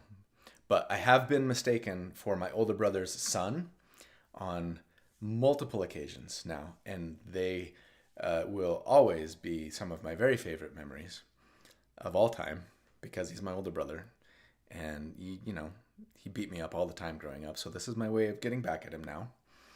Um, and yeah, he took me out for my birthday a few years ago. I think I was turning 45, and it was at a pub, and the our server like carded me. She like looked at me and she was like, "I need to see your ID." And my brother, he's only 2 years older than me, he looks at me and he just shakes his head and he's like, he's 45. It's his birthday today. Like, seriously, you know? Oh, that was funny. So anyways, that was funny. Okay. Whoosh. Epic boons. You ready? Let's see how epic these boons are. Boon of bloodshed. All right. Oh, now this... Well, no, never mind. Okay, Boon of Bloodshed. Increase your abilities, an ability score of your choice. Are these... No, okay. Just any ability score. And then it says you get 2 features. Killer's Fortune and Power from Pain. Killer's Fortune. When an enemy you can see is reduced to 0 hit points, you gain advantage on the next attack roll you make before the end of your next turn. To me, that's a little meh because, again, like if I'm relying on advantage, I'm finding a way to get it anyways, right? I don't want to wait till somebody dies and then, oh, I get advantage once. Power from Pain once per turn when you make an attack roll while bloodied. Again, they're using bloodied. I like that they're using it. I do. You can deal extra damage to the target equal to your proficiency bonus. This is what I was asking for before. The extra damage's type is the same as the attack's type. Okay. Yeah. Now I want to do a build where like I'm bloodied all the time. I wonder if you could like, I mean, how would DMs frown on like just me punching myself in the face until I was at 50% health? Like, I think most DMs would allow that. And now you're a barbarian and you have rage, so you've got resistance to most of the damage anyways. Well, you don't need it because the other feat gave you advantage on your attacks and you've got reckless attack. Anyways, just thinking out loud. That might be kind of fun to try and build around that. Okay, Boon of Bountiful Health. You gain the following benefits. Increase an ability score of your choice by 1, and then Augmented Health. When you gain temp HP, which happens all the freaking time these days because everybody's giving out temp HP, increase the number of temporary hit points by 5. Okay, yeah. I mean, you know, if you know you're going to be getting a bunch, it's something. It's not a lot. Superior Recuperation. When you spend 1 or more hit point dice to regain hit points, you can instead use the highest number possible for each die. Yeah, like I want this on that Dwarven Dodger monk tank that I did, right?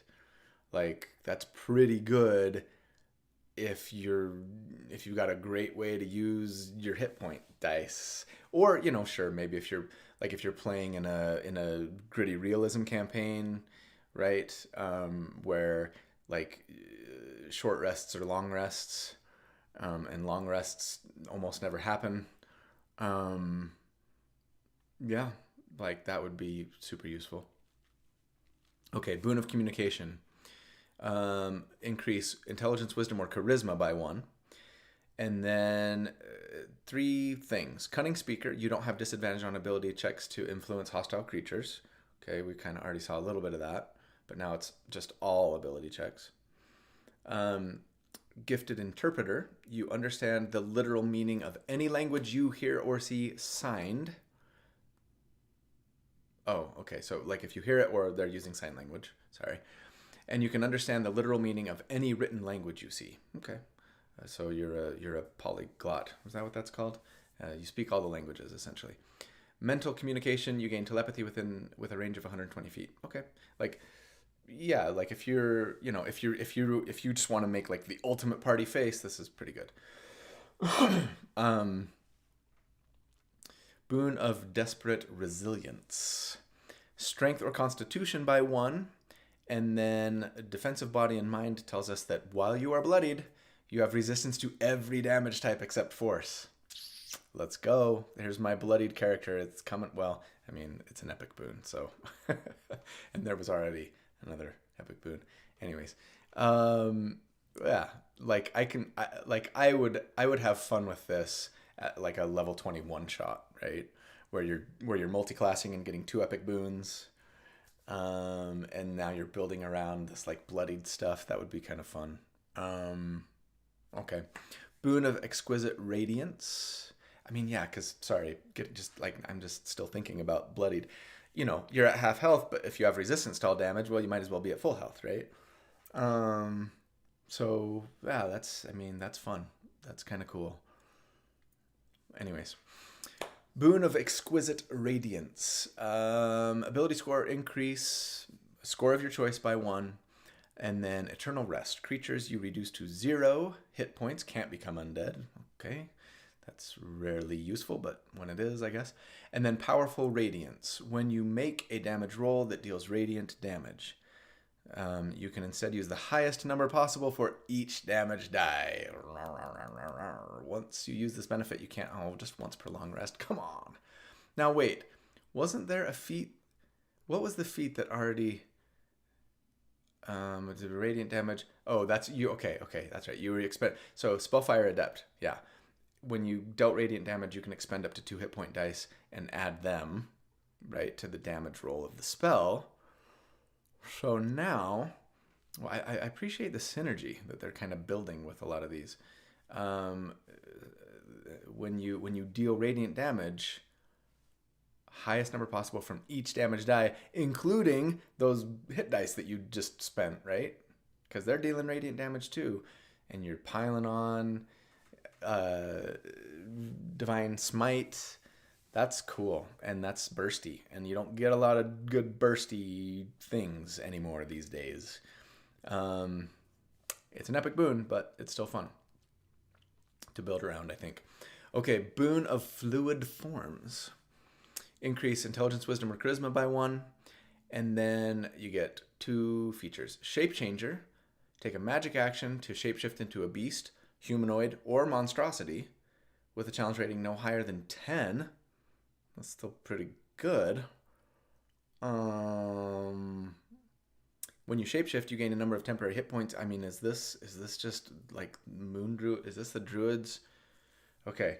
Temporary hit points equal to the hit points of the form. The shapeshifting effect lasts an hour, and it can end early if you have no temp HP. I mean, this is awesome. This is this is like Druid on steroids. Your game statistics are replaced by the stat block of the chosen form, but you retain your creature type, alignment, personality, intelligence, wisdom, and charisma scores, hit points, hit point dice, proficiency, and ability to communicate. If you have the spellcasting or pact magic feature, you retain it too. And you can cast spells?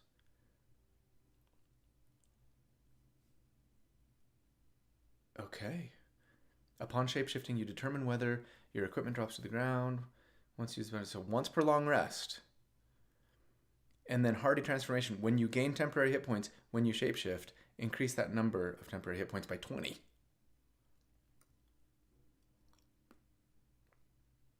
Like, yeah. Like, sign me up when we're doing the next level 19 plus one-shot, especially. That's awesome. Come on. A CR 10. And you can still cast spells. That would be a lot of fun. Okay, that would be a lot of fun. Wild Shape, yeah. Okay, sorry. I got some super chats. Thank you. Acrephaeus. 156 guaranteed damage, level 20 True Strike Rogue once per rest. Yeah, talking about that that radiant damage boon thing. Yeah. That's right, True Strike. Oh, that would be fun. Um, and thanks, Samuel, for the super chat. I appreciate that, and I will try to keep up the good work. Um, yeah, that's a fun. That Fluid Forms is my favorite, just for yeah, for just fun shenanigans. Um, what I mean, I'm not good at just being able to rattle off monsters from the monster manual, but help me out here. Beast, humanoid, or monstrosity with a challenge rating of no higher than 10. Like, what are we doing? Now I don't want to take the time, but I do want to take the time to go in and like sort all of, stuff from the monster manual by CR10. Owlbear. Yeah, that would be awesome. Anyways, I love it. And maybe that's why they did this, right? Because of the D&D movie where the druid in that movie was turning into an owlbear and everybody was like, whatever. Okay. Let's go. Boon of Fortune's Favor. You gain the following benefits. Any ability score increased by 1, and then saving throw reroll. When you fail a save, you can re-roll it and must use the new roll once per turn. Your turn, sorry. So once per round, right? You can't do so again until the start of your next turn, but ooh, this is Treant Monk's favorite boon. No question. I mean, that's good. Like advantage on all, well, not all saving throws, but on a saving throw once per round. Yeah, that's nice. And any ability score increase. Yeah, BG3 does. That's right. And that's probably the actual motivation, right? Okay. Boon of Poison Mastery. Ooh, is poison going to actually be good? Probably not. Ability score increase. Any ability score increase of your choice. And then immune to poison damage on the poison condition. That's pretty good. Immunity is nice when you need it. And then Perfect Poisoner. Once per turn, when you roll dice to determine poison damage a creature takes from your attack, spell, or feature. Highest number possible for each die. Okay. I mean, yeah. There's stuff you could do with that for sure. And it's once per turn, and you're not limited in uses otherwise. So it actually makes the Poisoner feat decent, maybe. And of course there are other poison. If you're getting some crazy purple worm poison or whatever, or yeah, spells. Using poison damage spells, as long as they're not immune to it, that could be good. Yeah, you could build around that. Okay. Boon of Revelry. You gain the following benefits. Increase intelligence, wisdom, or charisma by 1. And then 2 things. Oh, this is a dance bard feat. Inspire Dance. You always have the Otto's Irresistible Dance spell prepared, which is a good spell. It's solid control. You can cast it once without a spell slot per long rest, and you can use any spell slots for it that you might otherwise have. When you cast a spell, no spell components, and taking damage doesn't break your concentration on it. It's not concentration free, but still, you basically can't lose concentration unless you're incapacitated or something. So that's pretty good, and now it makes me want to cast it all the time. Sing Out. While a creature that failed its saving throw against your Otto's Irresistible Dance has the charmed condition from that spell, it can't cast spells with verbal components, and it sings delightful nonsense if it can sing. Okay, new favorite feat. That's good. I mean, it is, because it's a good spell, and you're level 19 or 20, right? And so you've probably got plenty of spell slots to use this semi-often. Yeah, that's good. And I mean, they can't cast spells, which may not matter, but can't break concentration. Yeah, it's decent. Okay, Boon of Terror. Ability score increase your charisma by 1. Only your charisma. And then you're immune to frightened. Flee fools. When a creature with the frightened condition starts its turn within 60 feet of you, you can take a reaction to stoke its terror. Okay, 60 feet, that's big. Provided you can see the creature and they're not behind total cover.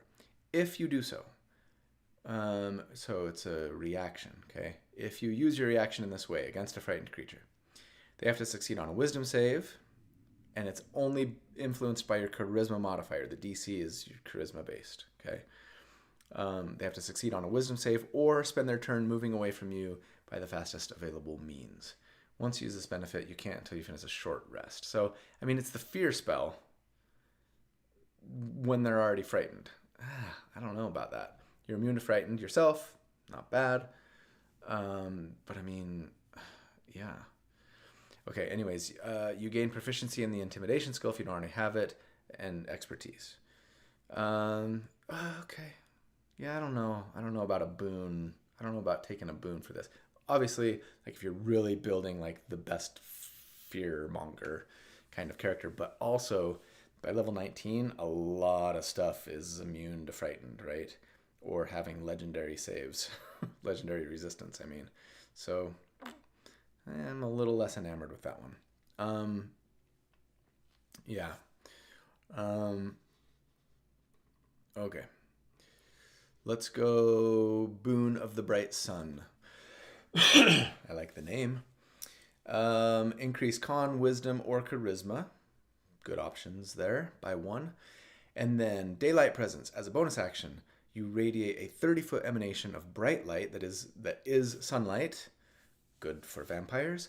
If any of the emanations area overlaps with an area of darkness, that spell is dispelled. The emanation lasts until you dismiss it or are incapacitated. And then also Fortifying Light. When your Daylight Presence is active, at the start of each of your turns, you and your allies can see in your Daylight Presence... You and allies you can see in your Daylight Presence gain 10 temporary hit points. Okay. Okay. It's, if you really need light or sunlight, right, that's great. So if you're playing a level 20 Strahd campaign, and yeah, Dispelling Darkness, and some temporary hit points, but 10 temp HP. I mean, it's the start of every turn, so this is the Twilight Cleric, as maybe it should have been. But yeah, 10 temporary hit points isn't a ton, but yeah, you don't have to do anything for them, so they're just kind of free. It's not terrible, depending on if anyone else in your party's passing out temp HP, I guess. Okay, Boon of the Furious Storm. Ability score increase. Your intelligence, wisdom, or charisma by 1, and then Eye of the Storm. You have resistance to lightning and thunder. While you're bloodied, again, they're loving bloodied this book. You're immune to lightning and thunder. Okay? Handy when you need it. You most often won't. And then Storm Strength. Creatures have disadvantage on saves against your spells that deal lightning or thunder damage. Alright. So Tempest Clerics, right? And others that are kind of in this vein. Or maybe Paladins using Thunderous Smite or something. Or, yeah, sure, Lightning Bolt, Chain Lightning. I mean, there's builds for it. Sorry, but it's disadvantage on saves against it. So, like, some of those don't get saves, right? I'm thinking Thunderous Smite. Yeah, again, like, it's pretty niche, but, like, if you're building this kind of Thunder and Lightning character, which, I mean, let's be honest, I've done several of them, right? Then be worth considering for sure. Okay, and then finally, for epic boons. Boon of the Soul Drinker. That sounds sinister. Ability score increase of your choice by 1. And then Grave Resistance. You have resistance to cold and necrotic damage. Handy. Siphon Life. When an enemy within 120 feet of you is reduced to 0 hit points, you can take a reaction to gain 50 hit points. Once you use this, you can't until short rest. So once per short rest, heal 50 hit points when an enemy dies. That's pretty good.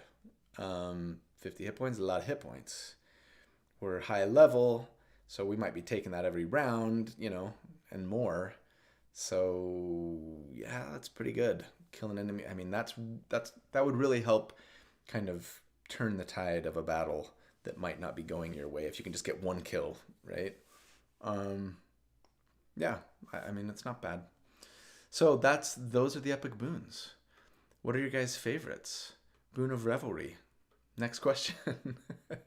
Even though, I mean, it's only good if you're building around Otto's Irresistible Dance, but it's fun. What else? Boon of Fortune's Favor is nice. Reroll saving throws once per round. That's really solid. Of course, Fluid Forms is the best. Fluid Forms is actually the best, right? Like a CR10 Beast, Humanoid, or Monstrosity, and you can still cast spells. Wow. Yeah, that's really good. Exquisite Radiance is fun, again, in the right build, right? Yeah, there's some good ones in here. There's some good ones. And I want to build a character that intentionally bloodies themselves now and then gets lots of benefits. So, okay. I have to look. Oh, sorry, let me just check some chats here real quick. And okay, we're good. Let's go. Let me take a look at the spells really quick. It's late. It's almost dinner time. My wife is gonna get mad at me if I keep doing this. Let's see here. So, and yeah, circle magic. People were saying they wanted me to talk about circle magic. So I'm not going to spend a lot of time talking about circle magic, but from what I understand, circle magic is a thing now. And basically you can cast a spell with somebody else, right? All right, fine. I'm going to read this. I'm just going to read it, okay? When a group of spellcasters collectively channel their magic into a single spell, they can enhance and augment the spell's magic in powerful ways. This is a circle spell. Any spell that has a casting time of an action or 1 minute or longer, so like no bonus action, no reaction, right? And is cast using a spell slot, can be cast as a circle spell. To cast a circle spell, follow the usual rules for spell casting, plus, okay, a circle spell has one primary caster. You, unless otherwise specified, you as the primary caster decide the spell's targets, maintain concentration if required by the spell's duration entry, provide the spell's components, expend the spell slot, and decide any of the other options noted in the spell's description. Spell effects originate from you, okay? So you as the primary caster. Then you take a magic action to initiate casting a circle spell. When you do so, you choose which circle casting options you choose, which are going to come in a second. You must also meet any of the other requirements described in that options text. Until the circle spell's casting is complete, see below, you must maintain concentration on the spell. If a reaction would trigger when a creature casts a spell, such as reaction taken to cast counterspell, it also triggers when you take this action to initiate a circle spell. Okay. Secondary casters. Casting a circle spell requires that one or more other spellcasters, called secondary casters, lend their magic to the spell.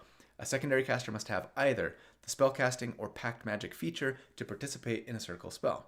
Okay, so they have to be a spellcaster too. After you initiate the spell, each secondary caster takes the magic action to contribute to the spell. A secondary caster can only take this action. They can take this action only when they're within 30 feet of you and before the start of your next turn. Okay. So they've got to be a caster, but then they can essentially link with you to help cast this spell and make it more powerful, right? Completing the casting. If the spell has a casting time of an action, the circle spell's effects occur immediately after the final secondary caster takes the required action to contribute to the spell. You decide which secondary caster is the final one, if there's more than one, right? If the spell has a casting time of a minute or more, you and each secondary caster must take the magic action on each of your turns for the entire casting time, and you must each maintain concentration while you do so. In this case, if any caster's concentration is broken, the spell fails. Okay. And you can use NPCs as secondary casters potentially if your DM's okay with it, but they might go, that's cheesy, no.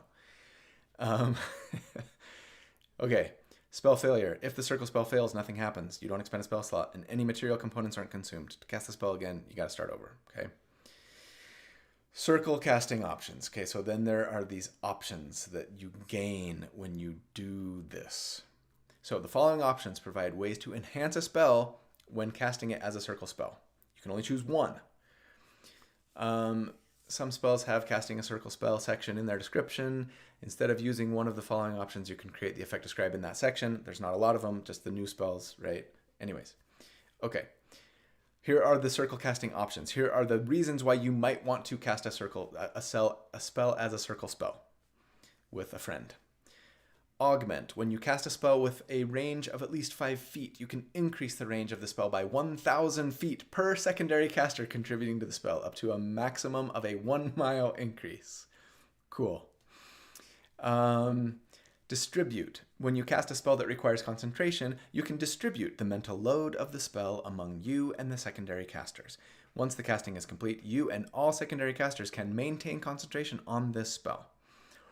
As long as at least one caster who contributed to the spell maintains this concentration, the spell's effects remain active. That's fun. That's powerful. You know, you've got to have like it's at its best when you have another character who is a spellcaster, but there's not really anything that they want to be concentrating on necessarily, right? Because maybe they just took a dip and they're a spellcaster in name mostly, or they're an Eldritch Knight or something, right? And so now, like, you're all concentrating on something really cool, like Conjure Minor Elementals or something, right? That's really powerful. It might be too powerful, but anyways, it's good. Expand. When you cast a spell that creates an area of effect, you can increase one dimension of the spell's area of effect for this casting by 10 feet per secondary caster contributing to the spell. So this is like, and not making it go long, but making it go big, right? And I'm not going to read all of the for example, but yeah, now you're throwing out a fireball that's like, or whatever, which is fun. Okay. But each secondary caster contributing to the spell must expend a spell slot. If the spell fails, these spell slots aren't expended, which is nice. Prolong. When you cast a spell that has a duration of 1 minute or longer, you can. I mean, this feels like meta magic, right? It's like just empowering these spells, right? And some of them are very similar to the things that meta magic does. When you cast a spell that has a duration of 1 minute or longer, you can increase it. Each secondary caster contributes, right? So 1 to 3 secondary casters increase it by an hour, 4 to 6 by 8 hours, 7 plus 24 hours. And that's great. If you've got the casters to do it and you have a really potent spell that you want to last for a long time, that potentially really useful. Even, using something that like only lasts a minute normally, that's really good, right? Like your Spirit Guardians or whatever, if you can get somebody else to like join with you, and now Spirit Guardians is going to last for an hour, so you can use it over multiple combat encounters potentially. That's super useful. Safeguard. When you cast a spell that creates an area of effect, you can carve out a safe zone. So this is your spell sculpting, right? Carve out a safe zone within that area of effect that's unaffected. The safe zone consists of a number of 5-foot cubes equal to your spellcasting ability modifier plus the number of secondary casters contributing to the spell. Cool. Again, like it's taking a lot of like sort of 2 characters getting involved in a thing and doing it. So, but if you really need for whatever reason to like have a safe zone, maybe, with like something really powerful, especially I'm thinking like a reverse gravity, right? It's fun. Supplant. When you cast a spell that requires at least one material component with a specified cost that is consumed by the spell, you can reduce the minimum cost of one such material component by 50 gold per each secondary caster contributing to the spell.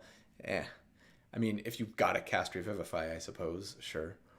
And now it's only 200 gold instead of 300. Like, it's not that big a deal to me. It's fun and cool, and I love it. I do. I love that they're doing something unique and different and fun here. I see this being a better tool for DMs than players almost, right? Because like they can get, their coven of witches to like do some cool, awesome, powerful thing because they can prepare and they know you're coming. Useful for players too. And somebody asked in the Discord if like, you know, how are you going to do character builds around circle spells? And the short answer is I'm not. Like, I don't generally rely on like party members on my character builds, right? That's not to say that I never will, and I could definitely see me doing a video where I'm like, okay, we're gonna do a duo build here, and you know, we're gonna like really try and take cool advantage of like circle magic. But yeah, I don't know that I'm necessarily gonna like with every character build be going, oh, okay, well, how would I use circle spells, circle magic on this build? I don't know. Maybe I'll talk about it sometimes, but I just don't see it coming up all that often, frankly. Yeah, Aura of Vitality. I've seen that, Tim. That's a big one, right? Aura of Vitality that lasts an hour. It's like, okay, well now, like everybody just gets healed to full between every combat encounter, right? So they might need to nerf it, or your DM might need to nerf it. Sorry, I saw super chat. Acrophaeus, wife apology funds. Thank you. Much appreciated. She'll be fine.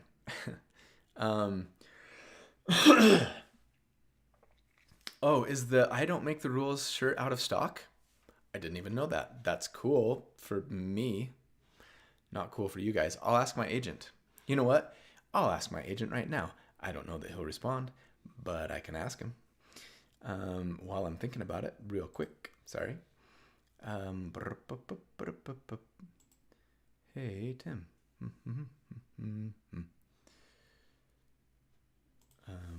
If I can find my chat with Tim.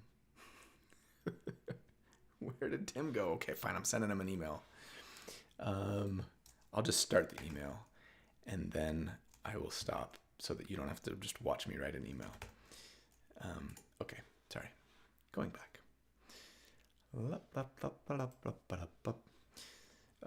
Right. Oh, the large and XL sizes are showing out of stock. Okay, good to know. Thank you. And yeah, for those who don't know, I have a merch store, and right now there's only 2 t-shirts, but we're working on some more, and I like them a lot. And so go check those out.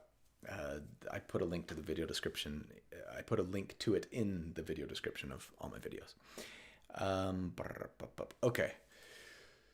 I have to look at one spell, and then I gotta go. Sorry, I don't have time for all the spells. How many spells are there? Spells. Okay. Because I promised someone that I would look at one spell, and there's 1, 2, 3, 4, 5, 6, 7, 8, 9, 10, 11, 12, 13, 14, 15, 16, 17, 18, 19 spells. Was it Holy Star of Mistra? Is that what I was asked to look at, that I said I would look at? I hope that was the one.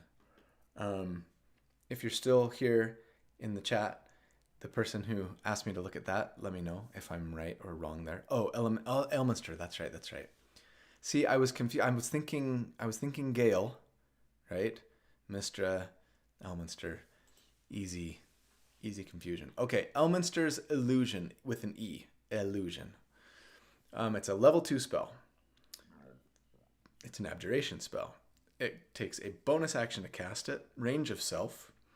Verbal and somatic components. Requires concentration. Lasts 10 minutes. Arcane wards protect you against magic for the duration. You have advantage on saving throws against spells and magical effects. Additionally, if you succeed on a save against a spell or a magical effect and would normally take half as much damage, you instead take no damage. So this is like, this is good. This is, gosh, what was the thing that gave us, was it this, like I've gone over so much content in the last 4 hours that it's all getting muddled in my head. Was this like the sorcerer? Oh boy. Or was there a feat that did something like this? Spellfire Sorcery. No. They got to reduce damage.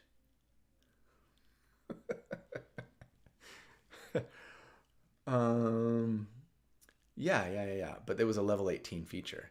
Subjected to a spell or magical effect that allows you to make a save, only take half damage, and instead take no damage. I mean, yeah, level 18. Who's ever going to see that? Nobody. That's a good spell. It's a very good defensive spell.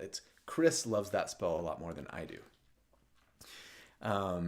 Advantage on all saves. I mean, yeah, couple that with like, I mean, it's a wizard. It's wizard only, right? But if you could maybe multi-class or find another way to get that, and enjoy like like an aura of protection kind of thing, then dang. Because now you're succeeding on all of those spells. But yeah, it was a wizard only. Let's see. Okay. Yeah, that's true. Eldritch Knight. Eldritch Knight could grab it, or Arcane Trickster, or Lore Bard, right?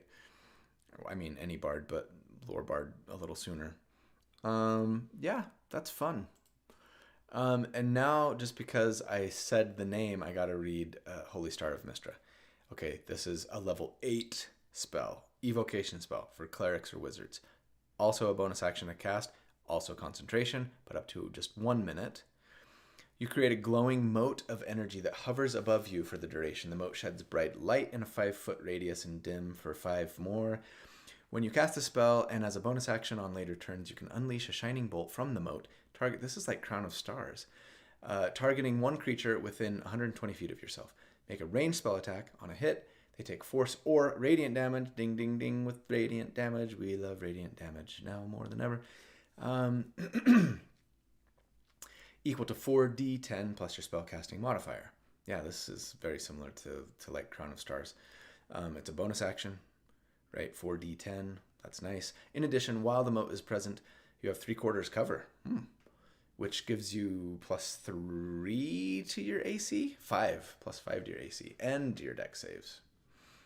Dang.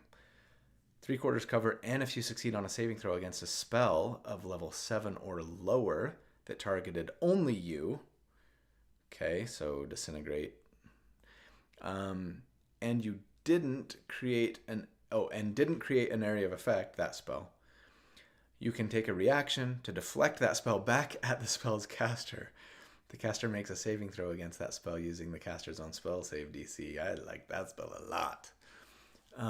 If for no other reason than 4d10 bonus action. Yeah, that's fun. It's level 8, so, you're rarely going to see it. But Cleric or Wizard, that's also cool. And 3/4 cover is amazing. And then, yeah, reflecting a very few number of spells back at the caster. That's fun.